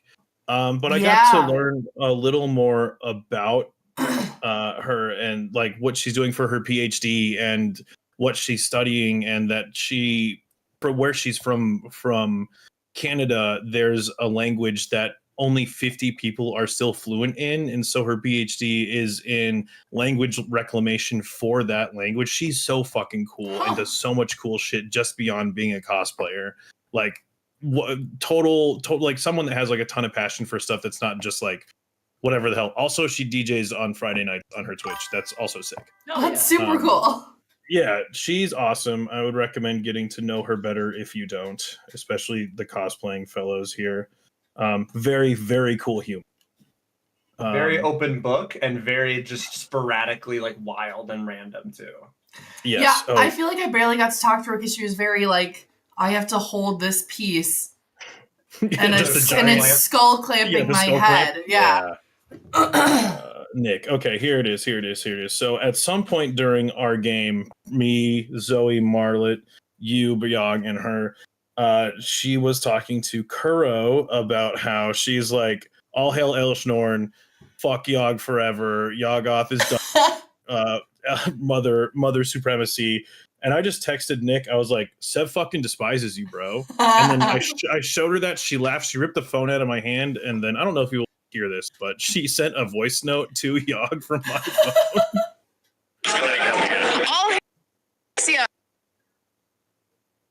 Pull it away a little bit. You definitely cutting out. It's peaking. It's peaking. Okay, here. Okay. All hail new for Elishnorn supremacy. Fuck Yogg. And he said immediately after that, oh, hold on. And then he came back. He just appears. He had to rally after the character assassination. That's so funny. You gotta respect it. And Nick is not in a good place. He's more sober. He's more not sober at this point, but not feeling it. He Oh. was like a little motion sick. Your camera's staring at the ceiling, by the way. Oh, sick. Well, you lost me, fella. Get back here, brother. Hell yeah. That's so funny. We played 2 absolute clown shoes game of Magic in a row. just slap happy 3 and 4 a.m. games. Just manic. With just manic. It was definitely just, I was on the just be saying shit train, and Zoe had never met me before. Got like prime. I am here, and it is me. There's no filter. I think I literally said to her, I was like, I hope every other game of Magic you play after this is fucking boring, because I was so entertaining in those 2 games. Absolutely. I was the highlight of their weekend. Yeah. I don't know if that's true or not, but I feel like it. She actually won her first game. The second game we played, she won. She was 1-11 that weekend. So good for her for winning a game. Nice. Yeah, those 2 games were absolute clown shoes. Nick comes back, and then he is around. We played some CEDH. We played 1 game. I don't know how he you guys actually was like doing stayed good up lines so late. Yeah. He's actually doing good lines with Atali, like through his sickness and drunkenness. It was kind of impressive. I'm not gonna lie. Yeah, like in no manner should he have caught the Sakatali line at the point that he did. He was just like, "Oh, I should do this." And now he wants to build Atali, and it's great. Yeah, it's so good. God. Then we left. We all walked back. We last one's up. The con. Everyone had left that needed to. And I started to pack up as much as I needed to. Brendan packed up, left, threw a shirt away because he got like a smudge on it or something. Left a pair of athletic shorts, I think, even. I might have. And I lost one of my ears. I'm very sad about that, and I'll talk about that. No! Yeah, that's why I said rest in peace, one of my elf ears to you. Those aren't cheap, depending. Brother, I've got a whole pack of them, and I don't like those little, like, over-ear ones. So if you want them... They're unless they were custom molded to his ear. Yeah. They're very special. But it's fine. I have a couple more. I had Kelsey reach out to me. Did you leave athletic shorts? I was like, well, obviously you're asking me. They're not Alex's. They must be Brendan. So they have them. Yeah. See you in 7 months. Yeah, those last two games I think were my favorite games of the. It was just so ludicrous. Yeah. My turn. Yeah. You got it. All right, so I skip breakfast. I wake up early. My loving husband is gone. He's left to me. I skip breakfast. I immediately ran to the convention. I was one of the first in because I knew I wanted to buy magic cards at that point. And so I spent like way too long and was way too shy about buying magic cards. And I just can't push my way through some of these people, and their booth was so crowded. But I eventually spent way too much money and cashed out the rest. At this booth, I upgraded Shadowheart to a real deck, so that's why I'm playing her tonight. I foiled out some of my elves. You're welcome. Got some, yeah, thank you. Also, Emma says you're welcome. Yes. Then I bought some CDH cards so that my main CDH deck only has 10 proxies in it, and I'm very happy about that. Dude, I love getting to the 10 proxy limit. Yeah, the 10 card proxy feels real nice. Then actually I don't use proxies, wizards. Stop listening. Then I go to. I'm getting 10 real cards left in my deck. Then I go to creator area. I actually get to play some casual games, which was fun. I got to kill somebody with Jumbo Cactar with Trample. That felt great. I haven't done that in a hot minute. Then lost again with Shadowheart, but it was super fun. I got to meet, or not meet. I got to see Zbex as a basic island. That's wild. Hell yeah! Cosplay moment. That was so good. I guess I did do a dance with Zbex too. You lost it. Can't wait to see that. Yeah. Stop peeling it. And no, it already came off.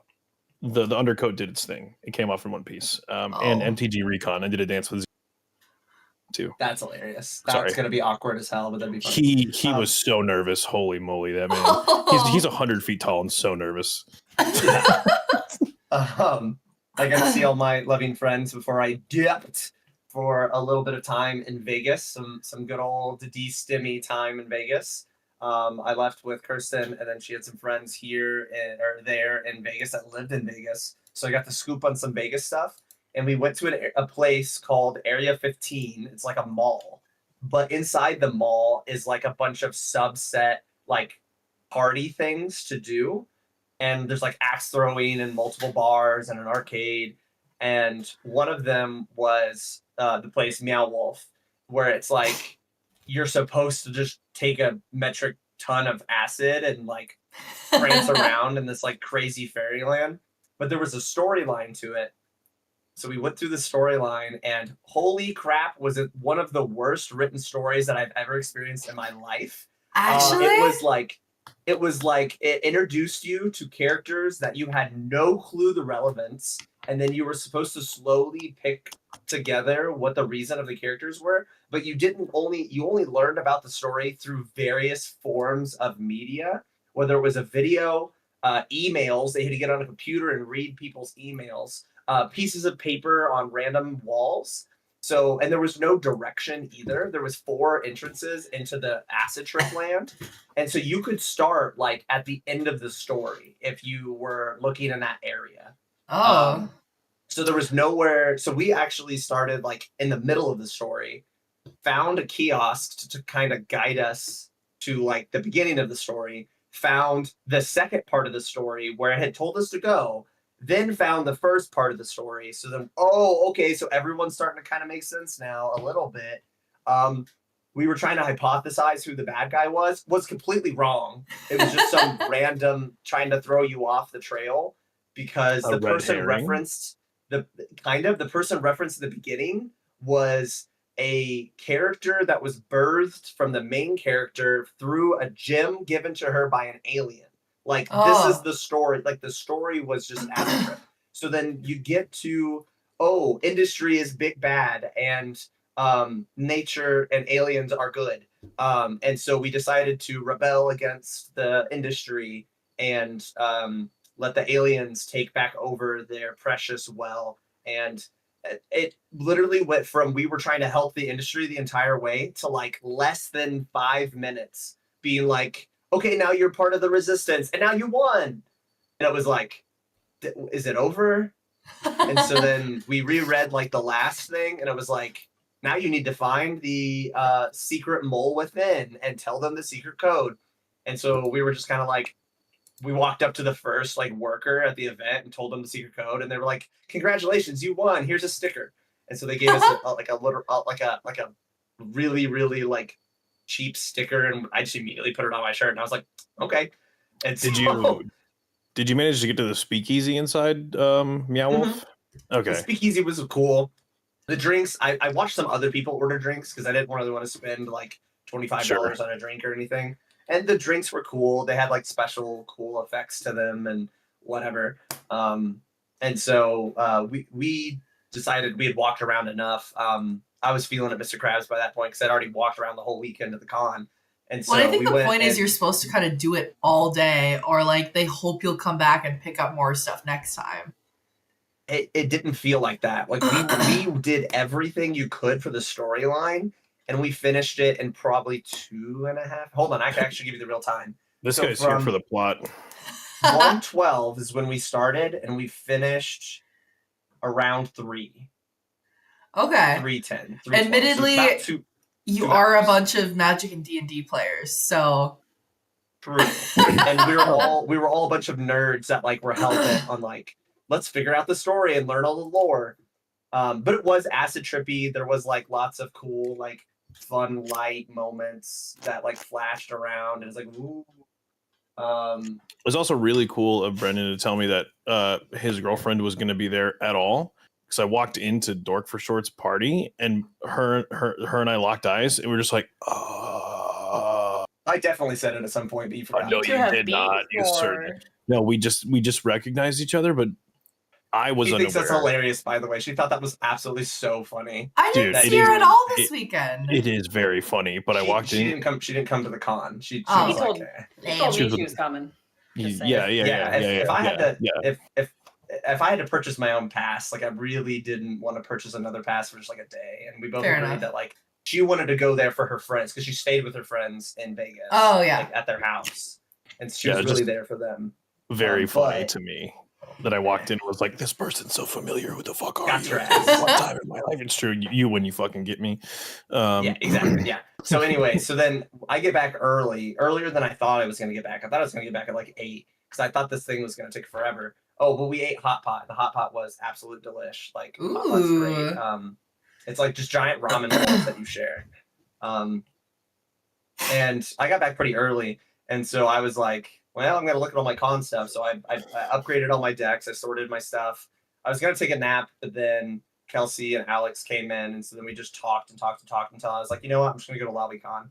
And so I went to LobbyCon at like 7:30, I think, and waited for everyone else to come.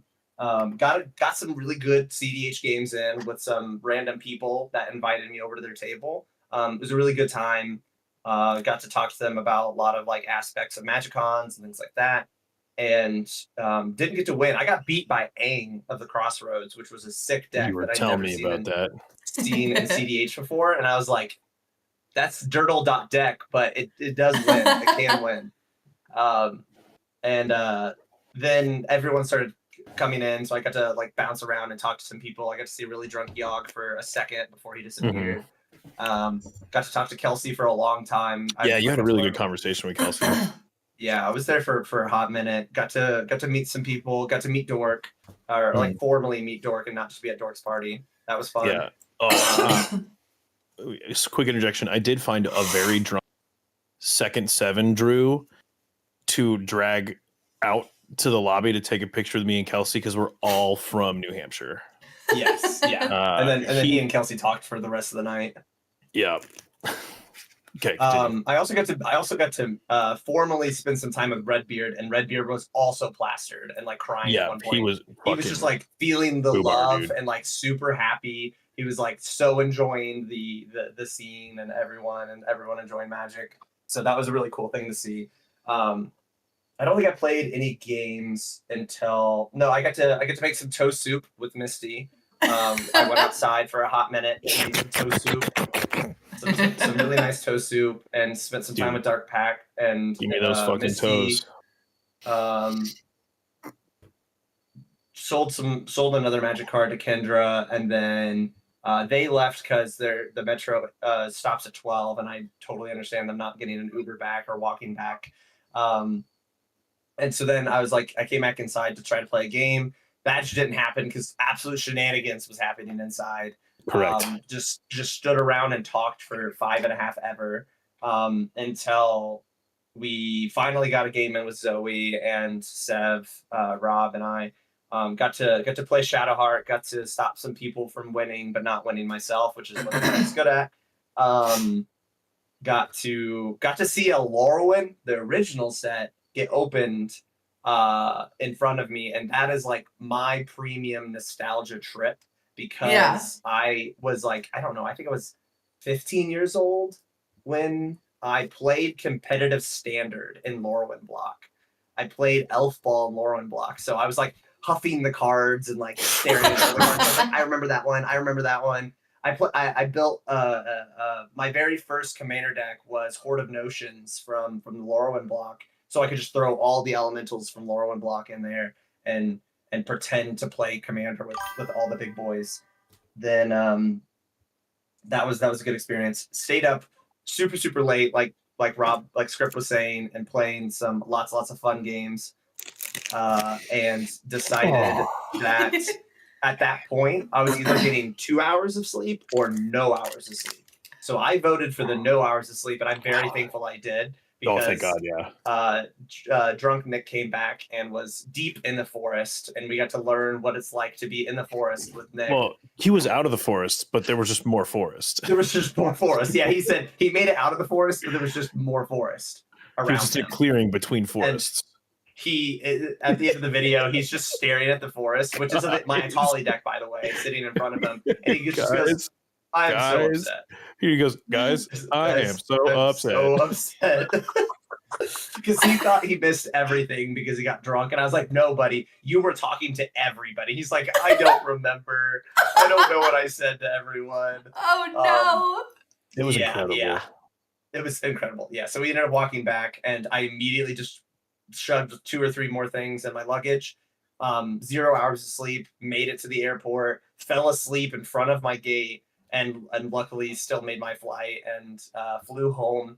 When I got home, I laid down for like a millisecond and slept for 6 hours, and completely gone. My Monday completely gone. Oh my God. There's the scent of Nick of me force feeding him Cheez-Its to sober up because he hadn't eaten all day. I gave him a protein bar too because he had not eaten all day. Oh, well, that also probably didn't help. Just eating from his hand. Yeah. You can't not eat.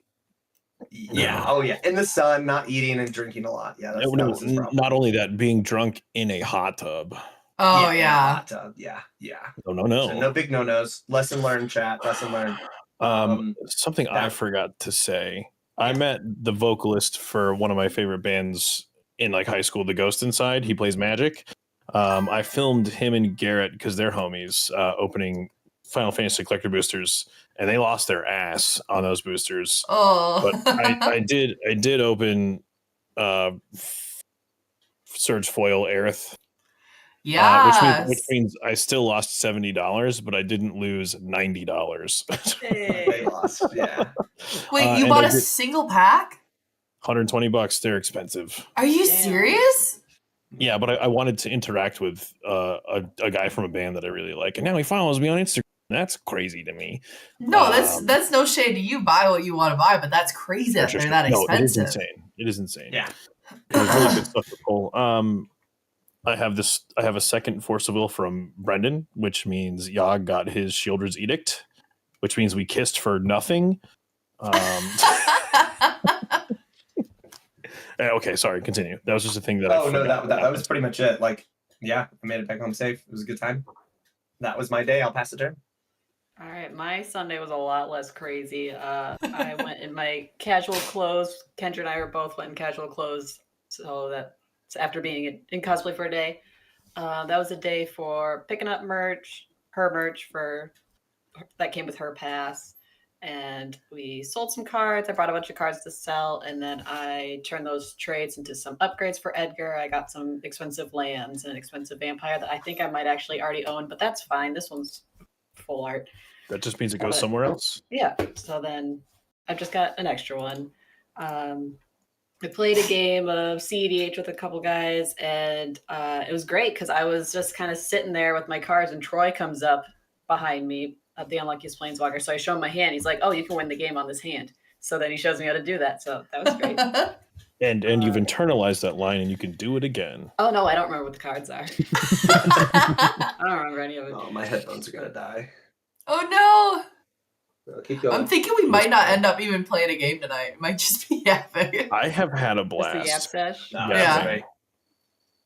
Yeah, it was a lot of catching up with people because you don't know who you're gonna see at the. Hi, Sunday. There she is. What's up, KP? Hello. We're recounting the tales. Yes. Trying to remember if I did anything. I skipped important. telling everyone about the double chin photos I have of you on accident. Of me? No, of KP. No, we're not talking about you. I was like, how'd you get those? Yeah, we bought some stuff. I bought a loot keychain, and Kendra bought me another loot keychain, so now I have 2 loot keychains. Heck yeah. That I need to figure out where they're going to live. But yeah, we went to. They played a quick game of. Yeah, you did, KP. You were fucking out. It was fun though. We did Benihana, and that was yummy. Yeah, you said, "Give me your fucking toes, bitch." Yes, but I'm not going to repeat that because I don't want to get clipped. They'll clip it too. Yeah, I forget what I said. I forget what I said on my last stream that got clipped. I remember. You said splatter technique. ... That's what they called me in high school. Yep. Yep. And I think that's like the first and only time I've been clipped. So I don't know if that's somewhere on the channel so people can see it. But yeah, you can remove it if you want. But I don't know. You just like give someone that kind of ammo. Like, yo, oh, no. You got the raid. Hazing in with the BCC MTG. Hello, also a bunch of people who are in Vegas. Was it your whole Sunday? No, I got to check. Sorry. We went to the LobbyCon, and I watched Kendra play Dan with Nora. Nora was in the hot tub, so Dan in the hot tub. Made some toe soup because I was in a swimsuit. The season went in. Just kind of caught up with everyone I missed at the con, and yeah. Our monorail passes. Sorry? Didn't you buy some cards too? Oh, I traded some cards. I got these. I had like $150 in trade. So I got these, and I got a Spider-Man card that I was missing, and then just like a Farseek because I had like $3 left. So, KP, how did you feel the next morning? So I'm gonna try to engage it with how Yog felt next morning, because you two were pretty fucking having a time. The pool party fucked us up, I'm not gonna lie.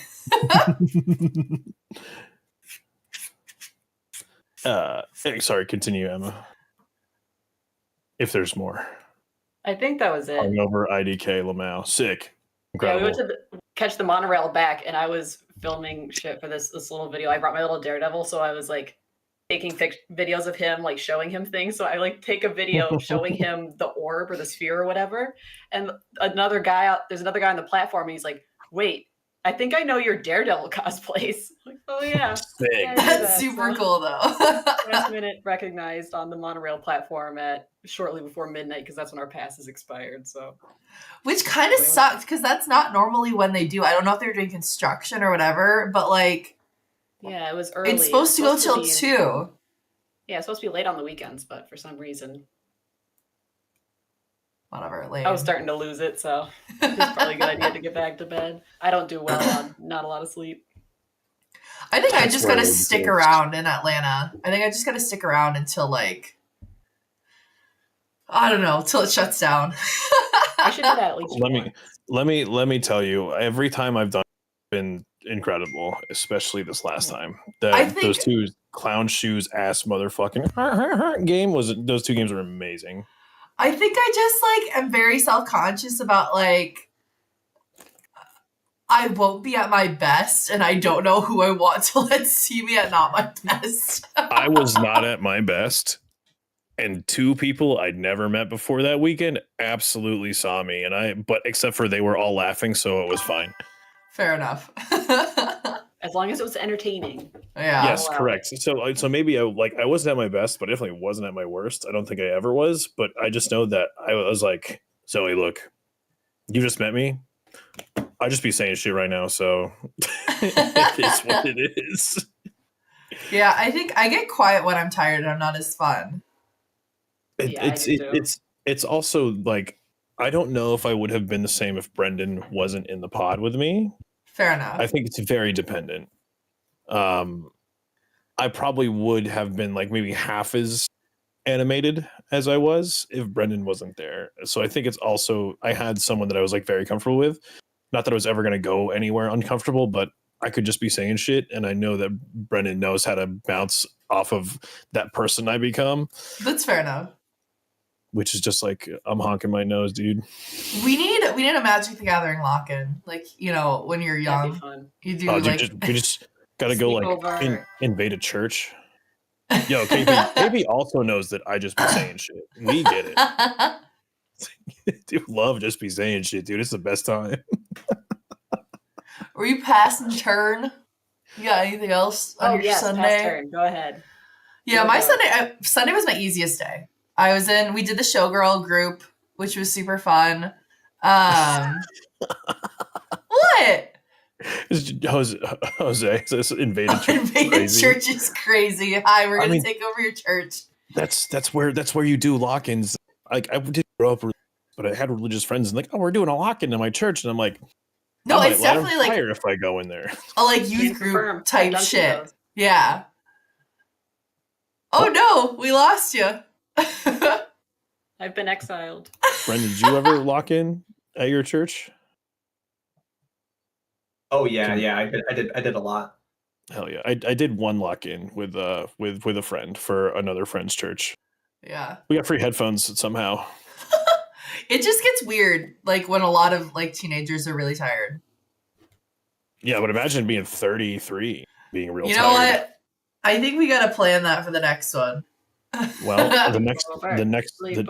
come to me and we will do it. This guy is like a tournament or something. And KP, I fucking love you for that. The degenerate you are, incredible. Great human right there. That's my fucking shooter, as Garrett would say, as Just X Garrett, very brave would say. Yeah, I was really tired on Sunday, and so I was like a little quiet. We played the one game, and then I just sort of sat and dissociated for a while because I also I went and got a tattoo. I got my little guy. And so the plan had been, I had a different tattoo planned. I was gonna do something really big and colorful, and then my guy, his iPad broke, so he wasn't able to finish it. So we're gonna hit him up at the next one. But I'm like, I gotta still get some flash. So I got my little goose boy, and it's got the little planeswalker symbol. That's incredible. So I love him. And then we went to the pool party, which was super fun.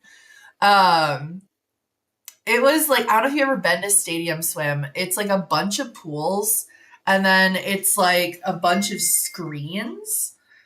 And then we were in the owner's suite, so it was basically just like a kitchen and a bathroom and a couple of chairs. Yo, thanks for the raid.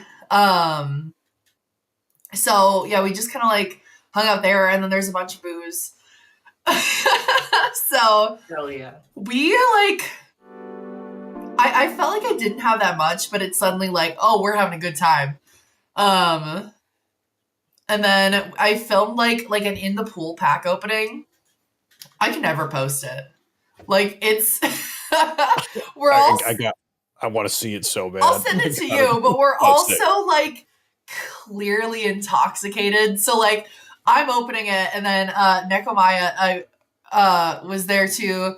She had a pack she was opening, and then same with Kelsey. Kelsey had a pack she brought. So we're opening it, and then Goblin Grounds and fucking Rob, just the whole time we're opening it, just Merpack, like getting in front of the camera. Like I can never post this out of respect to you all. That's incredible. It was so funny though. It's for the personal collection. That was a blast. The food actually was really good. They did get like catered food, but again, all of us were in the pool. And so like lovely husband Simon thankfully brought me some food so I didn't die. Yeah, and then we went to LobbyCon for like 20 minutes. Oh, trying to get out also. They like ushered us out a weird door, and so somehow now we're on Fremont Street.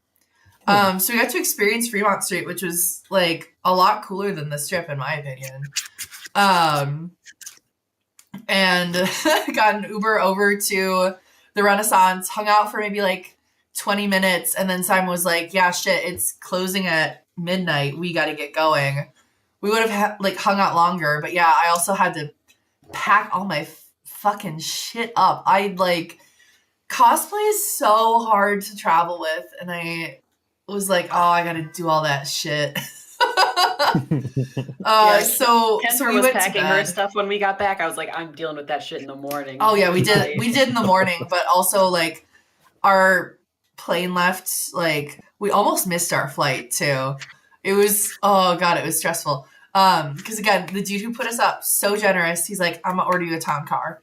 God damn. We're like, oh my god, that's so generous. That's awesome. And then it didn't show up. Nothing to do with him. The guy just didn't show up. And so we're waiting on it, and they're like, yeah, just wait, whatever. So we had to get an Uber, and like we're running, and then everything that could go wrong in TSA went fucking wrong. Oh no. So we're like getting through, and there's people like just like standing around, like not doing anything. And so we're getting in line, and there's no bins to put your shit in. And I tell the guy, I'm like, hey, there's no bins. And he's like, all right. And he like literally ambled, like the only way I can describe how this man was moving was ambled over to the end, grabbed a couple, sort of brought him over. And then, so we're like, okay, we're like really antsy. Hey, our thing is already boarding. We got to go. We get through, of course, both of our bags get flagged because of cards. I don't think we've ever made it through TSA with our bags not getting flagged. And then, oh my God, we're in TSA and we're waiting for my bag to go back through because she has to re-image it. And this old woman plows through, doesn't get scanned. And there's like, the TSA agents are yelling for her, ma'am, you must stop. You will be arrested. Ma'am, you have to stop. You are breaking TSA protocols. You will be arrested. And I saw this older woman have an actual psychotic break in TSA. She's talking about saying she's like Marilyn Monroe, like she doesn't trust the government. And then her husband's kind of like just floating there. He's like, yeah, no, she's had a bad weekend. Like, And Lost so then, a lot of money. Then she like tries to walk back through, and they ended up like 2 TSA people are holding her back. It was like we would have stayed for the rest of the show, but it was Steel wild. City, hello. And so then, hello. So then we had to run to our gate. Like, and my backpack I have so many fucking keychains on it. I'm jangling through. Jingle jangle. It was wild. And then we made it. It was fine. And then the flight back, the roughest landing I've ever had. We also had crazy turbulence. Yeah, it was so turbulent to the point where we're like I can see individual cars, like, you know, whatever. And we're that low. And we're like, pitching side to side, and I'm like, we're gonna die. I guess this is my last MagicCon, you know? Like, it's like to the point where like, you know, when people in the cabin, everyone goes, oh, like when everyone does it, it's like, oh, this is a rough fucking ride. It was crazy. And then we got groceries, and then we got home. Man, my flight home was so good. I was supposed to take off at 12:09. We took off at we started going to the runway at like 12:09, exactly like we were supposed to. Get up in the air. We must have had some insane tailwind because we landed a whole hour early. That's what you said. My 3.5 hour flight turned into 2.5 hours, almost entirely across country. That was wild. But the other side of that coin is there's no gates open. So we waited like 35 minutes for a gate to open up, and we still parked 20 minutes early. That's crazy. And I was at T Concourse, which in Atlanta is a 6 foot walk to baggage claim. Yeah. In case you've never flown into Atlanta before, if you gate, high roll. You're already there. You don't have to like walk or take the plane train. You're there. It's sick. That was tight. Was there something else that I want to say? Oh, yeah. Nick, the next morning, trooper up and at him, still feeling like dog shit, but like awake. But we were waiting for our Uber. Me and Nick are on the couch in the lobby, and he's just like, he checks his phone to see the Uber. He's like, it's 2 minutes. I love that man so much. He's a wonderful human being. Oh no, Pickle definitely missed us. He was very cuddly yesterday when we got home. Very excited that we were back. Yeah, I mean, I think it's 11 here. I don't think it's probably time to start a game. But does anyone have any finishing thoughts? We didn't do thorns. Oh yeah, what was your least favorite part of the weekend? I think it's to the point where, for me, oh no, first world problem. Too many people. I don't have enough time to get games with people. Yeah. I didn't get a game with Queen Honey, who's been admittedly going through it recently, and I wanted to be her friend and be there and listen if she needed me. We chatted a bunch and hung out, but didn't get a game with Blight Widow, who's also the absolute homie from Canada. I didn't get a game with any of the Super Friends, which they all talked, and they were like, man, Rob, Script's just fucking everywhere. And Parker was like, that dude's making content. That dude knows everywhere. That dude knows everybody. He's just doing his thing. It's okay. But still upset. I didn't get to spend a ton of time with Jackson, who I've never met because he left on Sunday. But I still got there's a picture of us kissing somewhere out there if you're into that. Hell yeah. I just be kissing dudes. I'm so fucking straight, actually. It's so sad. I digress. The lack of time that I had and the breadth of people that I know is too much to accurately handle in that amount of time. Yeah. To appropriately handle, I should say. Not accurately. That's the wrong word. I think that's my thorn. Brendan, what's your thorn? I think I said one earlier. The other one's probably losing the ear. Yeah, that one kind of sucks. I don't know. I always internally fight with myself about like making these events about establishing relationships with the people. But then I always leave being like, but I could have made content. I could have like I have all these fun ideas of like memes.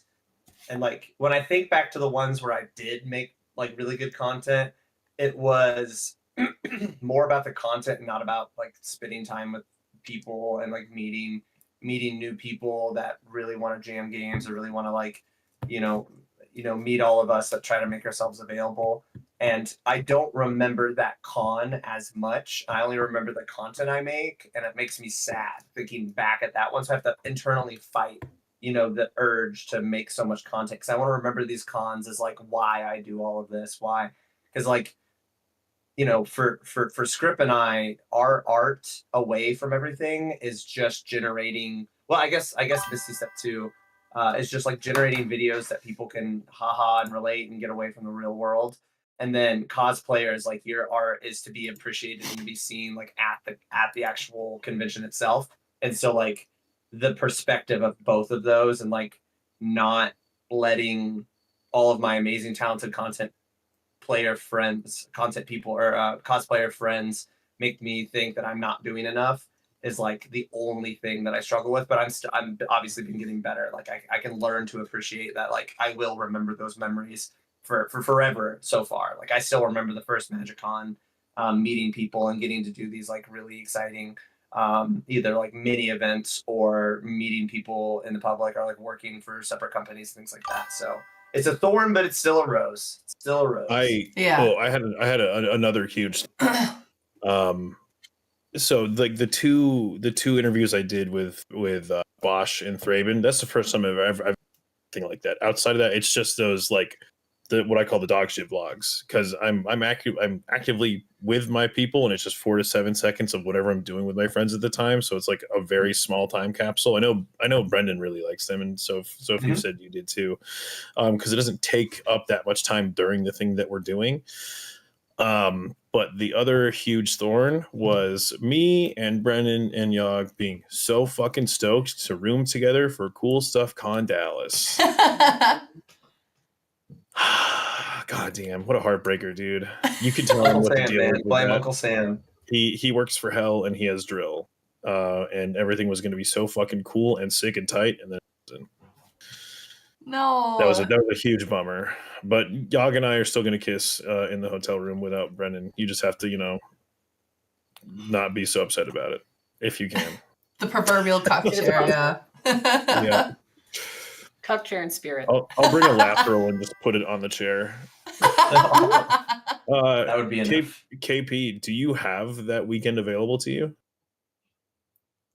Actually, we should talk not on this, because we're let me wait for your delayed response. Yeah, correct. We should talk for real on not this thing. Okay, well, if you don't have the weekend free, then talk to Nerd Girl about Orlando. KP, we'll talk to Nerd Girl about Orlando, because I'm trying to get to Orlando. Correct. Emma, Orlando?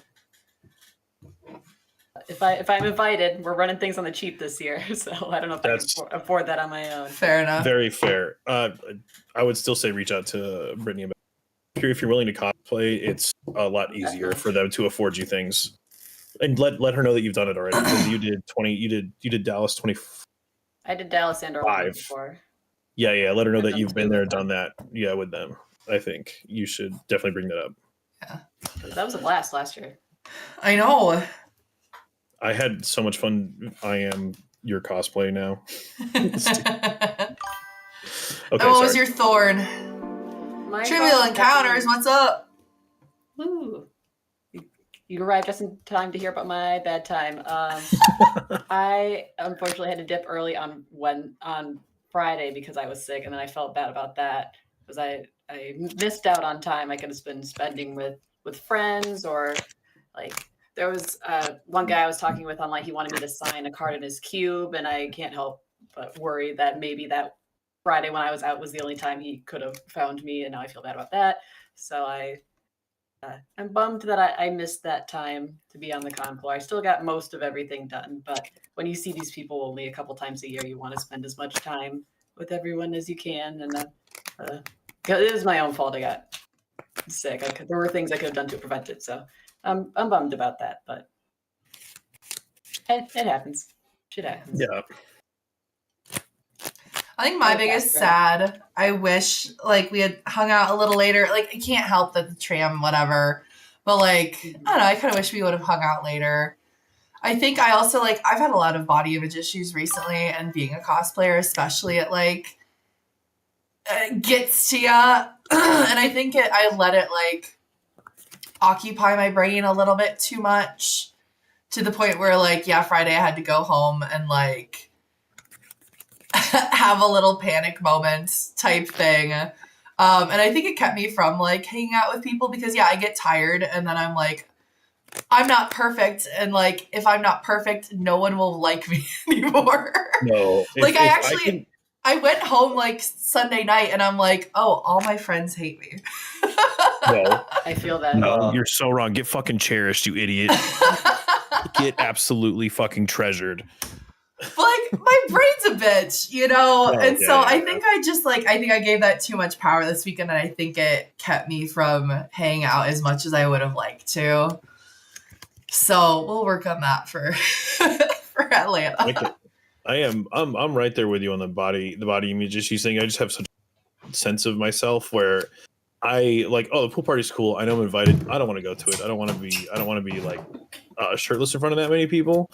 I bought a fucking ticket to it this year because Kelsey was going, and then like admittedly, like Nerd Girl giving me dinner plans, I was like, cool, I don't have to go do that and like face that part of me. Oh, yeah. But Nerd Girl was one of the first people that also like looked at me and was like, you're a friend, even though like regardless of how many followers or whatever, and was like, when I play against you, it's like playing against my friends. That's the person that I want to be in this space. Yeah. I don't get to spend a lot of time with Nerd Girl because she's very busy. So when I have the opportunity to go to dinner and spend time with Nerd Girl, it's very important. So because she's my friend and she deserves my time and my effort and energy, because she puts, like, even if it's just a badge to get into Command Fest, that's still time, effort, and energy on me, on her part. So I think it's important to know that I'm willing to do that, and happily willing to do that. Yeah. Give back to her. So yeah. Well, I love and cherish you all, and had a great time with the time we did have to hang out. I was thinking about it on the way home, and I was thought of, but for me, not to get sad, but like my immediate family is a person now. And the found family I have in this space is so incredible. And Magic Cons, it's like catching lightning in a bottle 2 times a year. Yeah. And it's hard to catch lightning in a bottle, but it happens every fucking time I go. It's so important for me to see you guys the 1 to 2 times a year that I can. Yeah. Mm-hmm. Well, that's why I, like, not to transition into like my thing, that's why I want to get this stream back. Because it's like, this is the only time I get to see my friends and like play before, like in between. And I like really value that. And I also didn't realize how many people also value that. Because I'm like, oh, it's just another like Spelltable stream. But I had like multiple people be like, no, your stream is so fun to be on. I'm like, oh, okay, I guess we'll bring it back. So yeah, not to wrap things up, but like I appreciate you guys being here and like doing our little debrief session. This was super fun to just get to yap for a couple hours, you know, kind of stave off the sad for a little bit. I mean, Rob, I know you get to just go and do a bunch of stuff for the next 3 weeks anyway. The crash after like Infinite Hangs this weekend, Infinite Hangs this upcoming weekend, and then Infinite Hangs the weekend after that until Atlanta. The drop is going to be way worse than everyone that stopped. It's going to be an astronomical crash, yeah. Oh my god, yeah. I'm gonna buy a gun. I'm not actually going to be. For legal reasons, in the video game, in game. Yeah, I'm gonna buy a gun. Yeah. In Fortnite. Yes. In Minecraft. Yeah. So, do you want to go around again? Tell us where we can find you. Tell us anything exciting you got coming up. Yeah, I think that's probably it. Yeah. Go in the same order. Script MTG. I do the word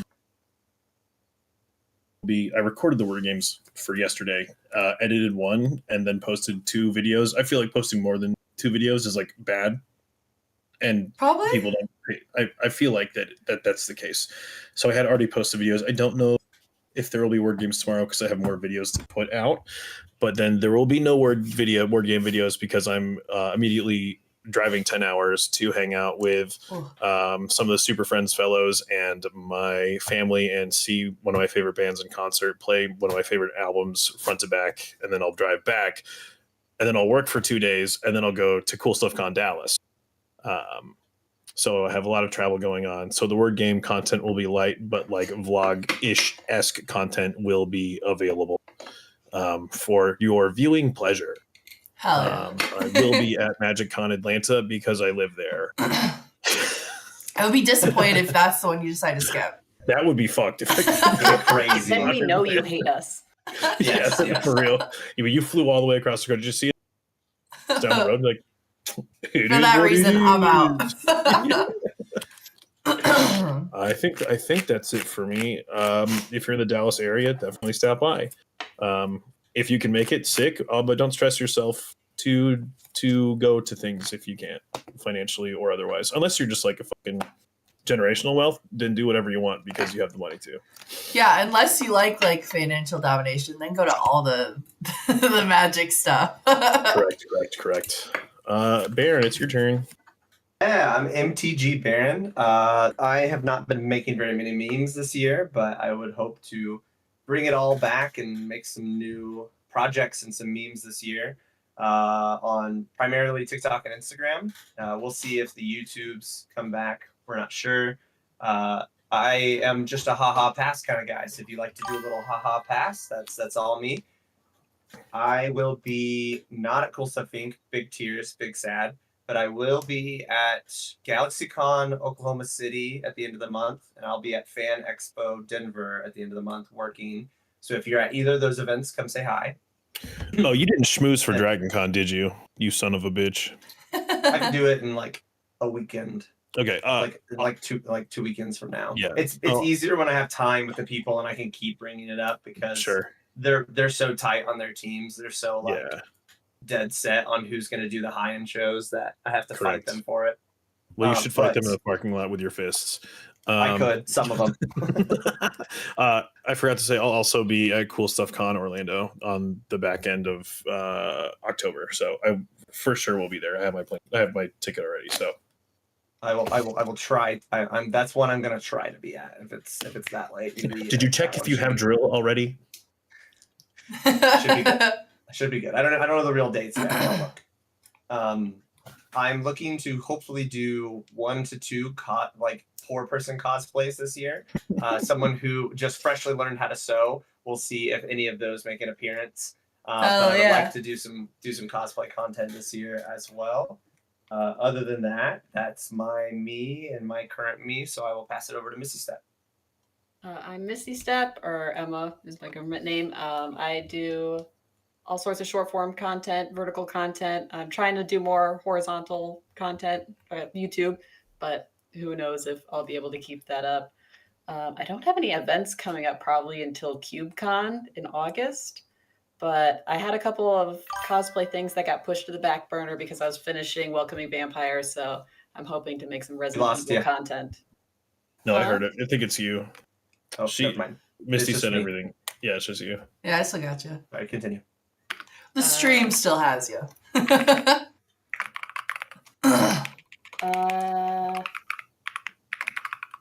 think that was it. Okay. CubeCon. Hell yeah. Okay, I might try and make that. When is that? I think it's in August. I have to double check that. Okay. Yes, you should make CubeCon. I'm running out of space at my place. Brendan and Rob already want to sleep on my various pieces of furniture, so. I would love to sleep on your furniture. CubeCon we'll figure something out. 27th through the 30th. I think that might be a wedding weekend. They've had creators in the past, so maybe. Okay. You can match that way. Because he's still going and we're wrapping up. I think that's a. Yep. I'll right into him. But yeah, I am Quigg Cosplay. Thanks for hanging out with us tonight while we just sort of yap. I have a lot of stuff planned actually, so I don't know if people caught on. This is my last year cosplaying for competitions because I mean things might come up and I might change my mind, but I am kind of over at least working to a deadline in the way that I'm trying to get stuff done for a con. I want to be able to make a cosplay and make content around it. And have that be my deadline instead. And so I think that's what I'm going to do. And I'm really excited about it because it's going to mean a lot more content. And I think that'll be really cool. But I'm going to be doing Atlanta. I'm going to be in the Grand Championship in Atlanta. So super excited about that. We have a lot of like YouTube stuff coming for me soon. At least that's the plan. I'm very excited. Also, we're going to be here every Tuesday. So your favorite creators playing some of your favorite decks, and it's gonna be super fun. I did have a question. We had 2 wheels. Are we gonna save that for another pod of the same of us? I was going to just use them for the next one. Yeah. Oh sure, yeah. But I mean, if you want to be on the next one, you want to be on next week.